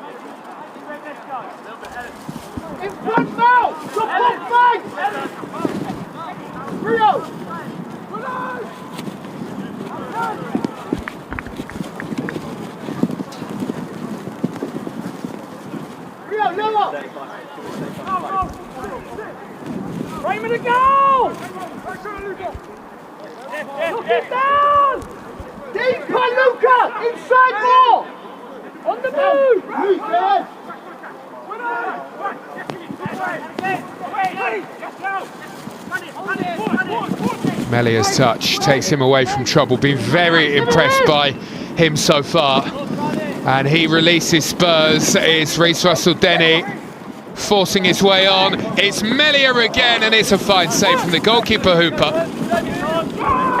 and it's been won back by Dante Casanova. Looks the way of Reece Russell-Denny. Ball into the area, hooked away. Melia could easily have had a hat-trick in this game.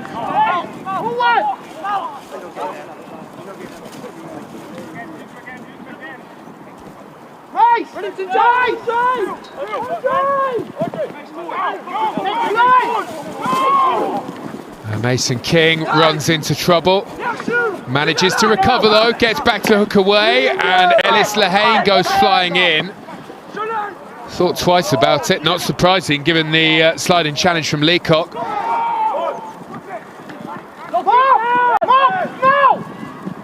Or rather frantic in the latter stages. Big hold that from Kerry Blowdorn. Well, this was a chance for Spurs. Look at this for a pass. And a very good save to deny Melia.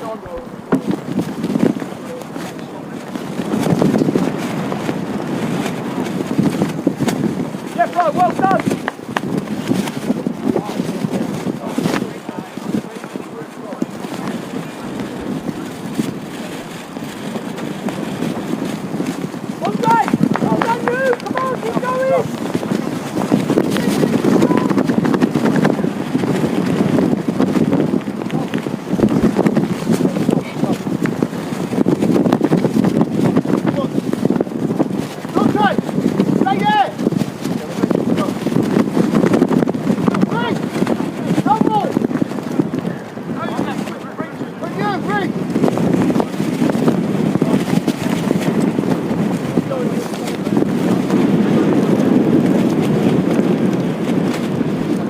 Well, Elisha Shomi is about to come on here for Spurs.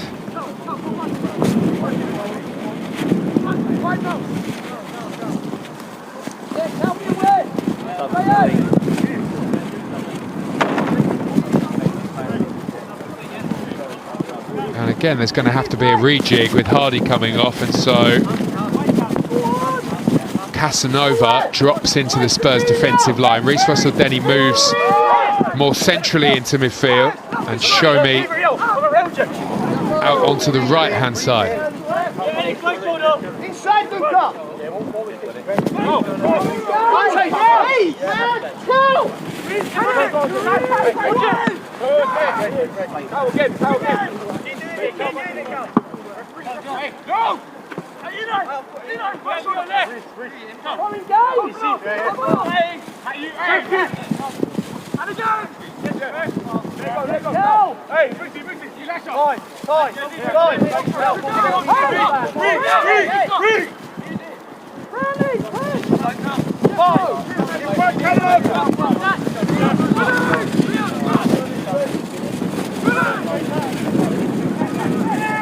That's a good header, and it very nearly lands in the corner. Could so easily have been an equaliser. Kerry Blodon looked across, pretty hopeful that that was heading wide.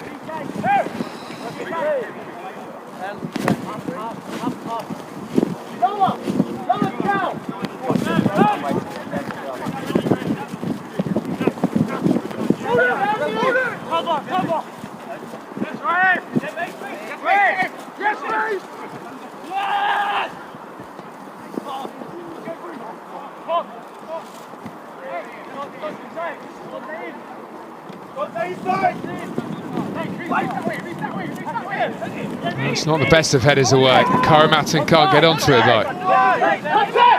Contact!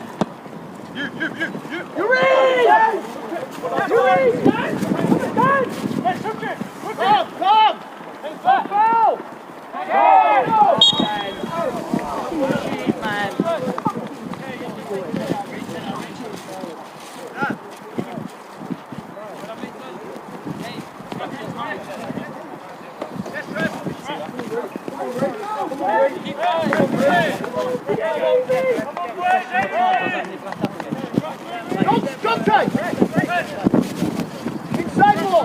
Not yet! Luca, not yet! Second ball! Second ball's Preston! Too deep! We're too deep! You've got to go, mate! You've got to go, mate! Yes, mate!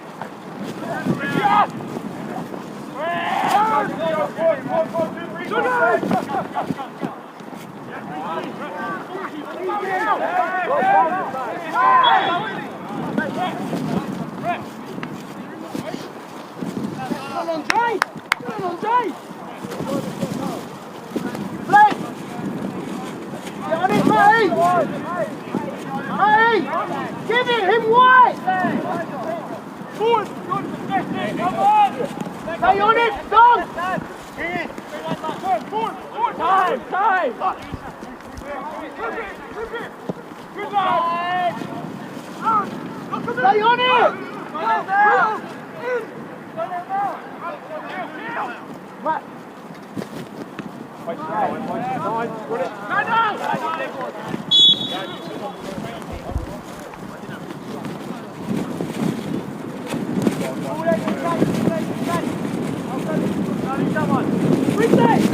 Go up top, go back forward, tell Louis! Forward!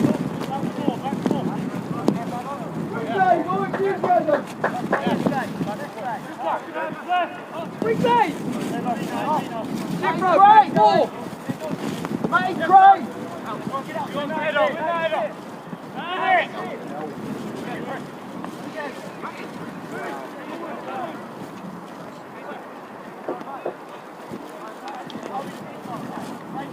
Forward!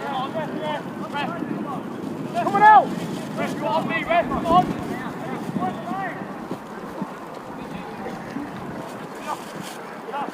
Now Melia did well, force the defender into a decision, and it will be a corner.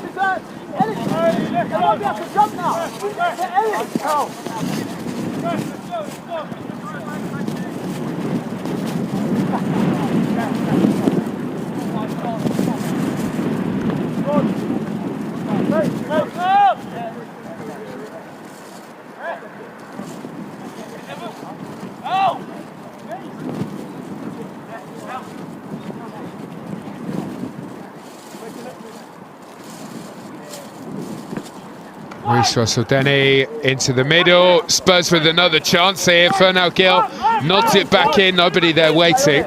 Not in a Spurs shirt anyway. And Logan, who has been excellent since his introduction, gets another good ball in.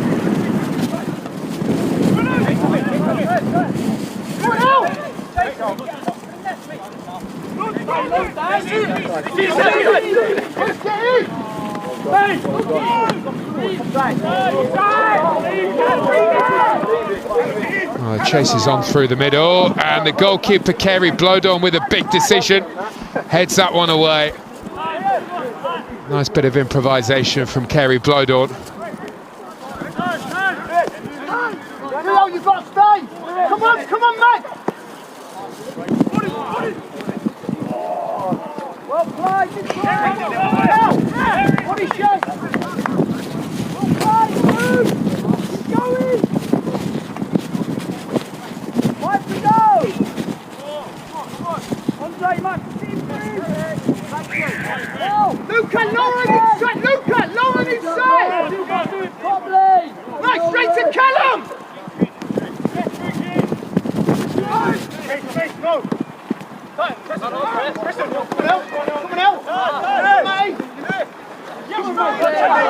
out. Pressure inside. Come on out, get back in out. Come on out. Back inside out.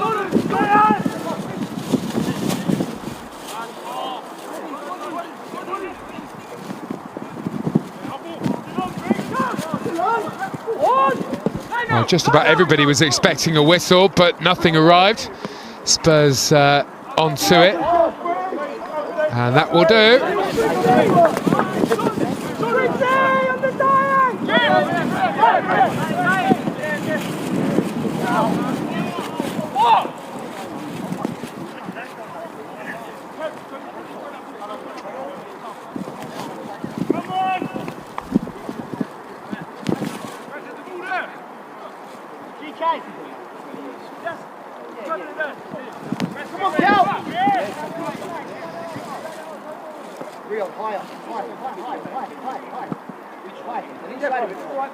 Cal, can he go straight to you?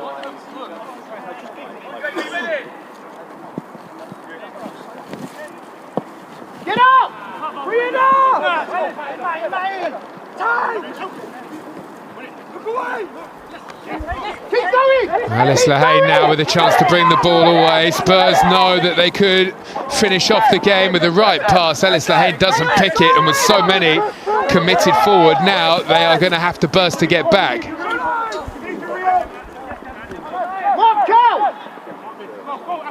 Coming out! Orford for West Ham. Do your stuff! Across! Get with him, Reed! Now Dyke. Orford's delivery not cleared fully away by Spurs. Show me back there and onto it.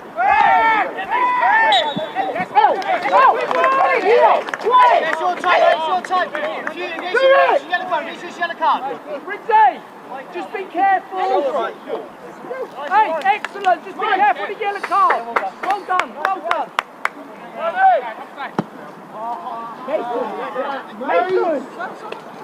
Well, that's a free kick that nobody was expecting, that is for sure. Stay on side, Rindy. Get up, mate. Pull on the end. You've got to drop, Reed. You've got to drop. You've got to drop, man. Cal.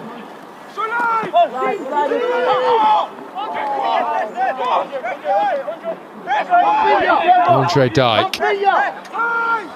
Not through us, mate. Good ball in for West Ham. It's a good chance. It's a very good chance that ripples the side netting of Kerry Blodon's goal. And for a moment it looked as though this was about to creep in. Come on, Preston! Get up there! With the second, get up! Come on, get on!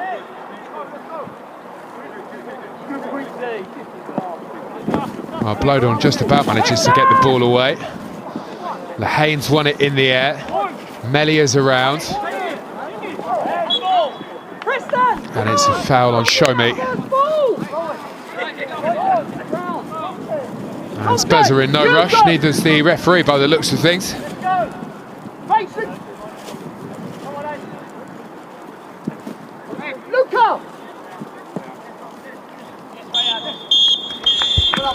Big win for Spurs here against West Ham.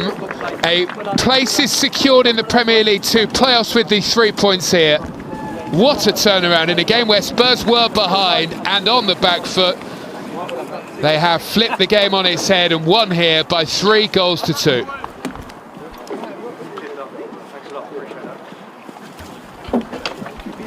Well, let's have a look back over how it all went down.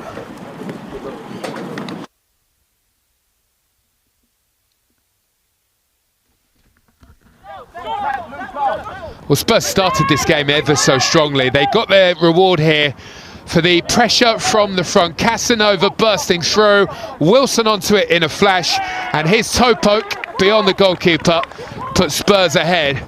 And it was certainly reward for all of the hard work that Spurs have put in the early stages. But then a poor clearance away by Mason King led to an opportunity for their most dangerous player in the first half, for Jala to burst into the box, crash one into the corner, and to make it 1-1. And it would be West Ham who would take the lead before half-time. The wind that had a major effect on things got Spurs in trouble here. This looked as though it was about to be West Ham's second goal.